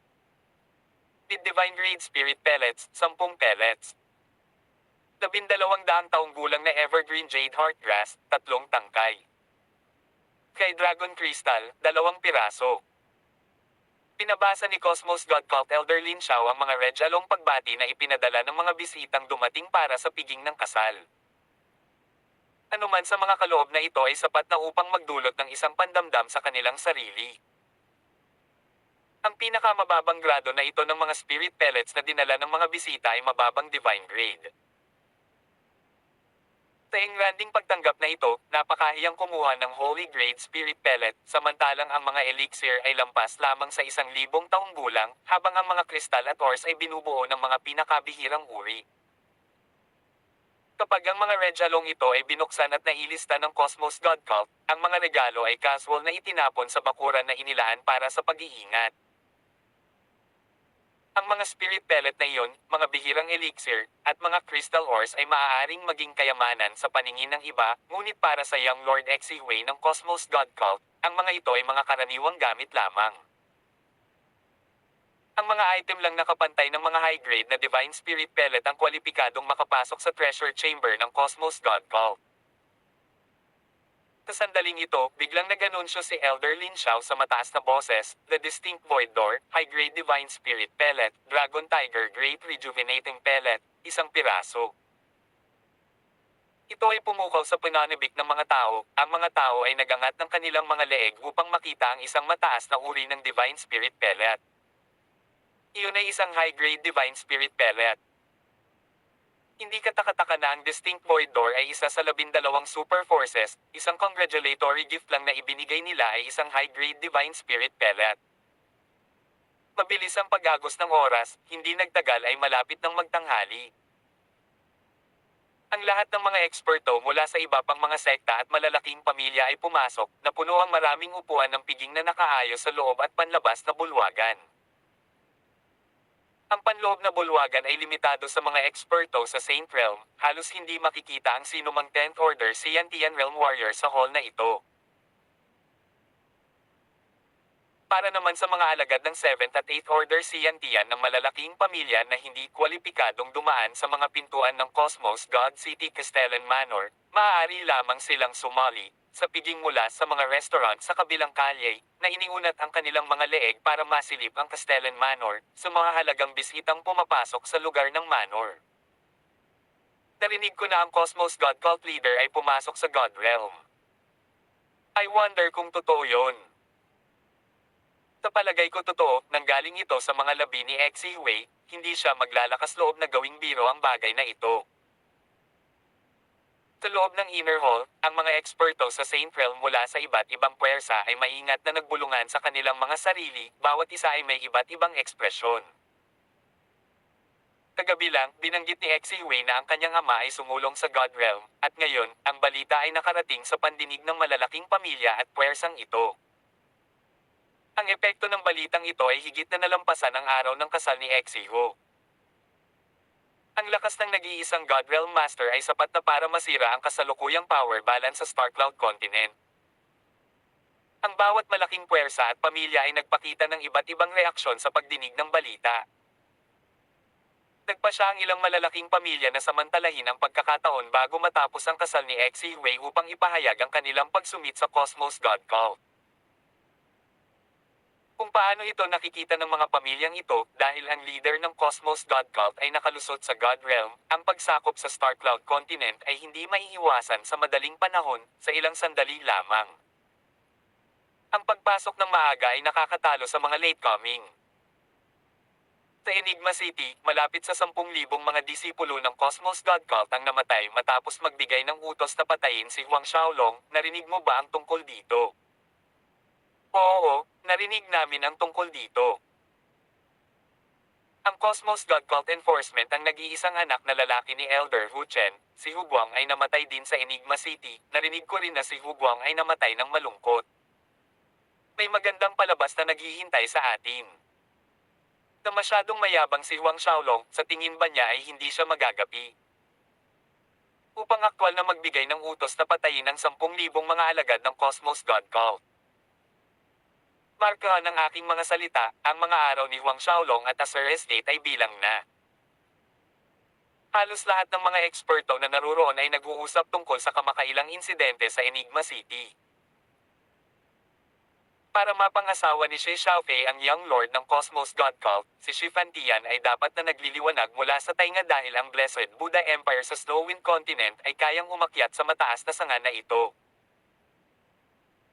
Gayunpaman, hindi mo maitatanggi ang katotohanan na si Shi Xiaofei ay talagang isang kagandahan, magandang kapalaran kung magkakaroon ako ng anak na katulad niya. Ang mga paksa sa paligid ng piging ay mabilis na lumipat sa ihip ng hangin na naging Shi Xiaofei at ang Blessed Buddha Empire. Habang ito ay nangyayari, sa pangunahing kalye na humahantong sa labas ng lungsod, sa katimugang mga pintuan ng lungsod, ang kalawakan ay dahan-dahang lumiwanag at ang figure ni Huang Xiaolong ay lumitaw mula sa kawalan. Naantala siya ng ilang oras dahil sa biglaang pagliliwanag kagabi habang pinag-iisipan ang 13 forms of the Dragon God. Bahagyang ikiling ni Huang Xiaolong ang kanyang ulo, nakatingin sa langit. Halos tanghali na noon, na may malakas na pagbuhos ng sikat ng araw sa lungsod. Sa oras na narating niya ang Castellan Manor ng Cosmos God City, nanunood sa walang katapusang parada ng mga eksperto mula sa iba't ibang pamilya at sekta, ang pagdududa ay lumitaw sa kanyang isipan. Sa wakas ay napagtanto niya na ito ang malaking araw ng kasal ng Young Lord Exihui ng Cosmos God Cult ngayon sa pamamagitan ng pagkuha ng mga piraso ng pag-uusap mula sa mga tao sa paligid. Ang mga mata ni Huang Xiaolong ay mapanganib sa isang iglap. Hindi niya inaasahan na darating sa mismong araw ng kasal ni Exihui. Ang layunin ng pagpatay mula sa katawan ni Huang Xiaolong ay tumangay tulad ng 1,000 Zhang Giant Blizzard. Ang mga eksperto na dumadaan malapit sa kanya ay naalarma, at umatras na parang nasa panganib ang kanilang buhay. Ang malakas na hangarin ng pagpatay mula kay Huang Xiaolong ay nakakuha ng atensyon ng mga alagad ng Cosmos God Cult na nagbabantay sa mga gate ng Southern City. Saang sekta o pamilya ka galing? May invitation ka ba? Lumapit ang ilang mga disipulo ng Cosmos God Cult, tinanong si Huang Xiaolong. Biglang naglabas ng utos si Exihui kagabi, ang mga may imbitasyon lamang sa kanila ang maaaring makapasok sa lungsod. Sa makatuwid, ngayon, ang sinumang eksperto na gustong pumasok sa Cosmos God City ay dapat munang magpakita ng imbitasyon. Gayunpaman, parang hindi narinig ni Huang Xiaolong ang mga disipulong iyon, diretsyong naglalakad patungo sa mga pintuan ng katimugang lungsod. Habang pinapanood ang mga kilos ni Huang Xiaolong, ang ilang mga disipulo ng Cosmos God Cult ay naging malungkot. Tumigil ka dyan. Lumapit ang isa sa mga disipulo para pigilan si Huang Xiaolong, sumigaw, "Kido, kung tumanggi kang kunin ang iyong imbitasyon, huwag mo akong sisihin." Naputol ang pangungusap ng disipulong iyon dito ng damhaloy ang malakas na enerhiya patungo sa kanya. Bago pa siya makapag-react, natangay siya sa sobrang lakas at napabuga ng ilang metro palabas, bumagsak sa matitigas na pader ng Cosmos God City. Natigilan ang lahat sa masikip na daanan. Ang mga eksperto na dumating upang bumati ay nakatingin kay Huang Xiaolong na may pagtataka, nagkamali ba sila? Mayroon talagang isang tao na nang-ahas na gumawa ng kaguluhan sa Cosmos God City sa araw ng kasal ng Young Lord. Ang nakapaligid ng mga disipulo ng Cosmos God Cult ay natauhan pagkaraan ng ilang segundo, lahat ay galit na sumisigaw kay Huang Xiaolong habang kumalat sila upang palibutan siya. Nagpatuloy si Huang Xiaolong sa paglalakad papunta sa lungsod na parang hindi niya nakita ang mga taong ito. Ang mga disipulo ng Cosmos God Cult ay naglunsad ng mga pag-atake, gayunpaman, ito man ay ang kanilang mga pag-atake o ang kanilang mga sarili, anumang bagay na nakuha sa loob ng 10 zang radius ng Huang Xiaolong ay naitaboy lahat ng walang pagbubukod. Sa oras na dumaan si Huang Xiaolong sa timog na bahagi ng mga pintuan ng lungsod, ang 3 hanggang 4 na mga disipulo ng Cosmos God Cult na nakatalaga doon ay nakahiga sa mga lusek ng dugo. Ang mga eksperto na nagpaplanong pumasok sa lungsod ay natakot, nagtago sa malayo para sa kaligtasan habang pinagmamasdan ang likod ni Huang Xiaolong ng may takot. Pumasok si Huang Xiaolong sa lungsod, hindi pinapansin ang takot na tingin sa kanya at dumiretso sa Castellan Manor ng Cosmos God Cult. Ang unang plano ni Huang Xiaolong ay pumuslit sa Cosmos God City at iligtas si Xie Xiaofei sa baba, ngunit hindi niya inaasahan na gaganapin ang araw ng kasal ngayon. Tsaka tanghali na, nauubusan na siya ng oras. Kaya nagpa siya si Huang Xiaolong na kumilos ng marahas sa sandaling ito. Frontal assault. Tawag. I-prick. I-click. I-subscribe kwentong nobela. Hindi magagapi. Tagalog Translator, Andy Dorst, Kabanata 430. Abisuhan ng Batang Panginoon. Papalapit na si Huang Xiaolong sa Castellan Manor ng Cosmos God City. Gayunpaman, ang insidente sa labas ng Southern City Gates ay nag-alerto sa mga alagad ng Cosmos God Cult. Parami ng parami ang mga disipulo ng Cosmos God Cult na nagtipon mula sa lahat ng direksyon, umiikot sa paligid ng Huang Xiaolong. Sa orihinal, ang lungsod ay napuno ng isang maligaya na kapaligiran, ang mga karwahe ay nakahanay sa mga kalye habang ang mga tao ay nagmamadali sa paligid, ngunit ang nakamamatay na aura na pinalabas ng mga disipulo ng Cosmos God Cult habang silang lahat ay nagmamadali patungo sa isang direksyon ay bumulaga sa lahat. Sa isang kisap mata, ang mga lansangan ay walang tao. Nang maramdaman ang malalakas na enerhiya na nakatarget sa kanya mula sa lahat ng direksyon, si Huang Xiaolong ay nanatiling tahimik, ang kanyang mga paa ay hindi man lang nanghina habang patuloy silang naglalakad sa direksyon ng Castellan Manor. Cosmos God City Castellan Manor. Ano? May lumabag sa pintuang daan ng lungsod sa katimugan at pinatay ang mahigit 300 sa ating mga alagad na nakatalaga doon. Tinitigan ni Chen Xiaofeng ang disipulo na dumating upang magulat ng hindi makapaniwala.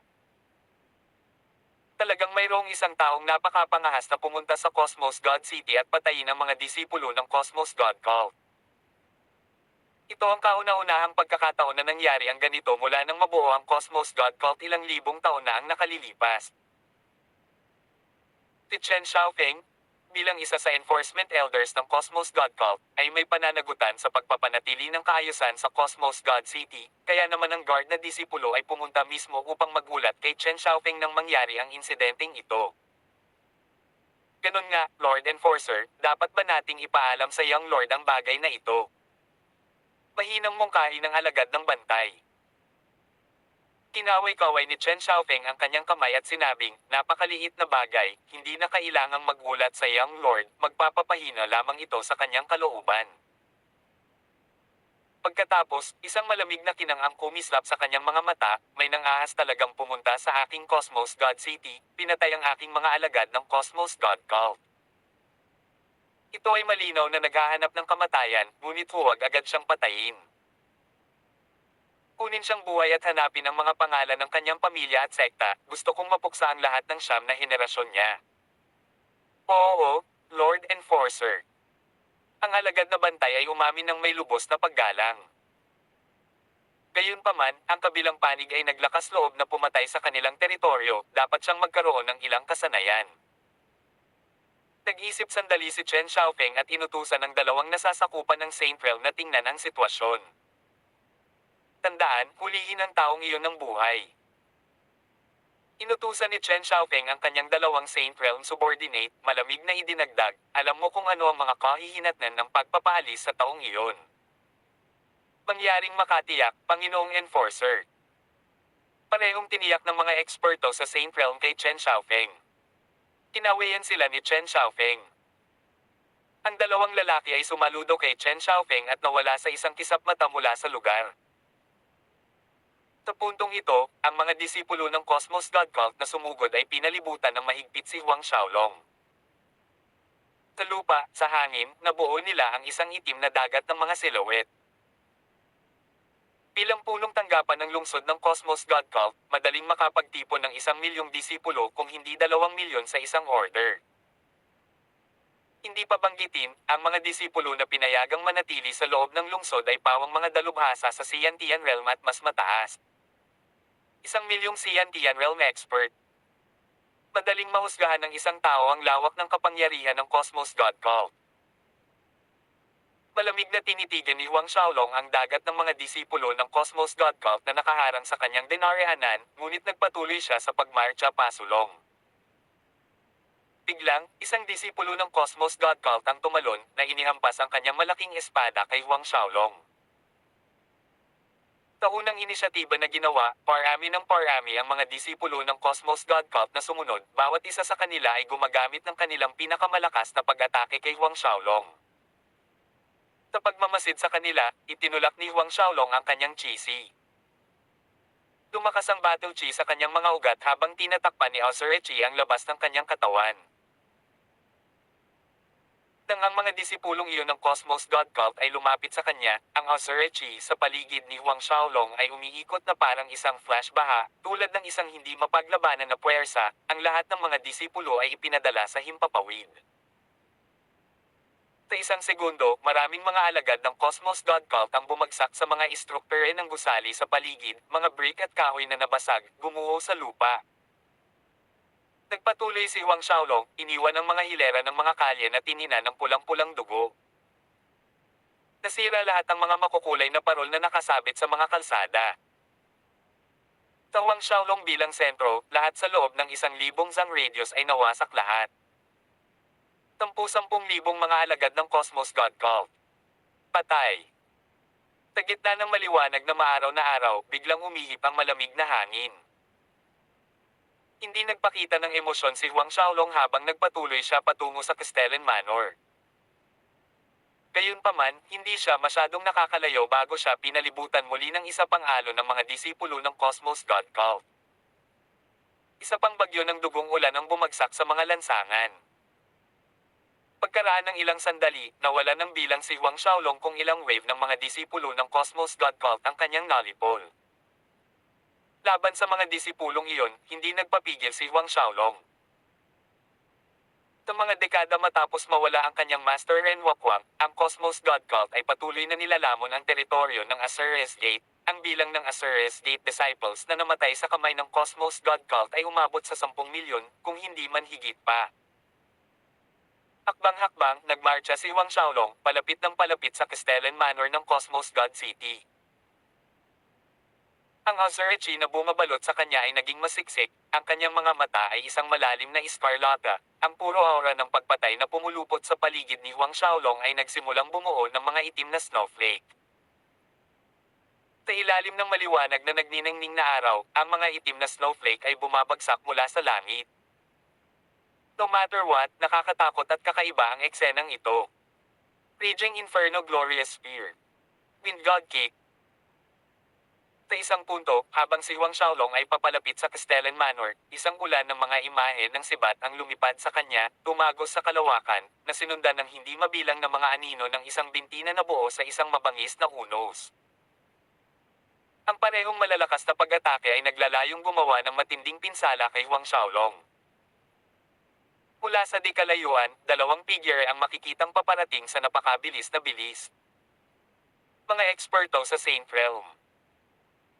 Sa pagtingin sa 2 figure, inilabas ni Huang Xiaolong ang magkabilang palad, nagpadala ng napakaraming marka ng palad na nakabasag sa mga imahe ng sibat at binti. Sa sumunod na segundo, nawala ang silwete ni Huang Xiaolong sa lupa, at nang muli siyang nagpakita, nasa harap na siya ng 2 eksperto sa Saint Realm. Hinawakan ni Huang Xiaolong ang Eminent Holiness Halberd sa kanyang mga kamay. Sa isang frontal thrust, tumusok ito sa isa sa puso ng Saint Realm, pagkatapos ay nakuha ito, at sa isa pang indayog, ang Eminent Holiness Halberd ay tumagos sa dibdib ng pangalawang Saint Realm expert. Nangyari ang lahat ng napakabilis kaya ni isa sa 2 eksperto sa kaharian ng Cosmos God Cult Saint ay walang oras na mag-react. Inaila ni Huang Xiaolong ang halberd pabalik, hinayaan ang 2 katawan na bumagsak sa lupa. Ang mga pavement ng kalye ay nagbitak na parang mga linya ng spiderweb. Ikaw, sino ka? Tanong ng isa sa kanila na halata sa mga mata niya ang takot. Hindi sumagot si Huang Xiaolong. Ang Absolute Soul Finger na nagtataglay ng tunay na Essence Fire ay tumagos sa mga templo ng 2 lalaki at sila ay bumagsak sa lupa na may dilat na gulat na mga mata. Inilagay ni Huang Xiaolong ang kanilang mga katawan sa linglong pressure pagoda bilang pagkain para sa Poison Corpse Scarab at nagpatuloy sa kanyang paglalakad. Sa oras na ito, kumalat ang isang kaguluhan sa loob at labas ng bulwagan ng Castellan Manor. Mas maaga nang nilabag ni Huang Xiaolong ang Southern Gate, pumatay sa mahigit 300 mga disipulo ng Cosmos God Cult. Ang mga ekspertong ito ay itinago sa dilim, ngunit habang parami ng parami ang napatay ng mga disipulo ng Cosmos God Cult, dahil sa malakas na pagbabago-bago ng enerhiya na mas malapit sa ang Castellan Manor, sa wakas ay napansin ng mga ekspertong iyon na may mali. Sa pinakamaikling panahon, nalaman ng mga ekspertong iyon ang nakakagulat na balita na may pumasok sa Cosmos God City, na pinatay ang kanilang mga alagad ng Cosmos God Cult sa daan. Nakakatanga. Naglakas loob siyang gumawa ng kaguluhan dito sa Cosmos God City. Patay na ang taong ito. Ngunit para masira niya ang Cosmos God City, dapat mayroon siyang isang bagay sa kanyang mangas. Paano kung mayroon siyang isang bagay sa kanyang mangas?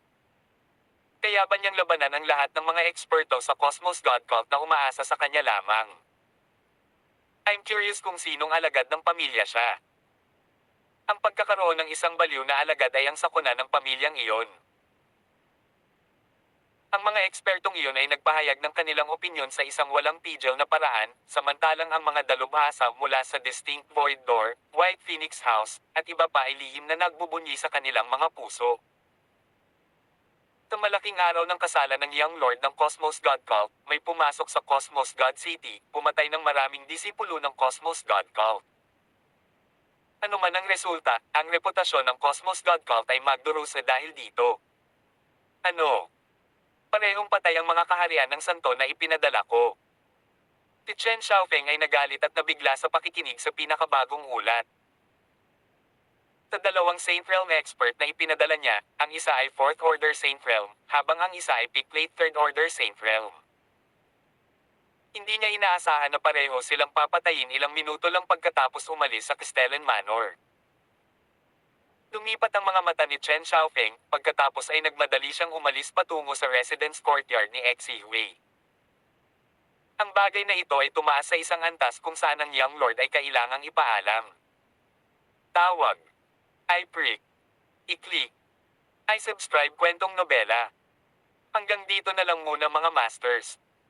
Salamat sa pagsubaybay mga lods. Abangan lamang ang kasunod na episode.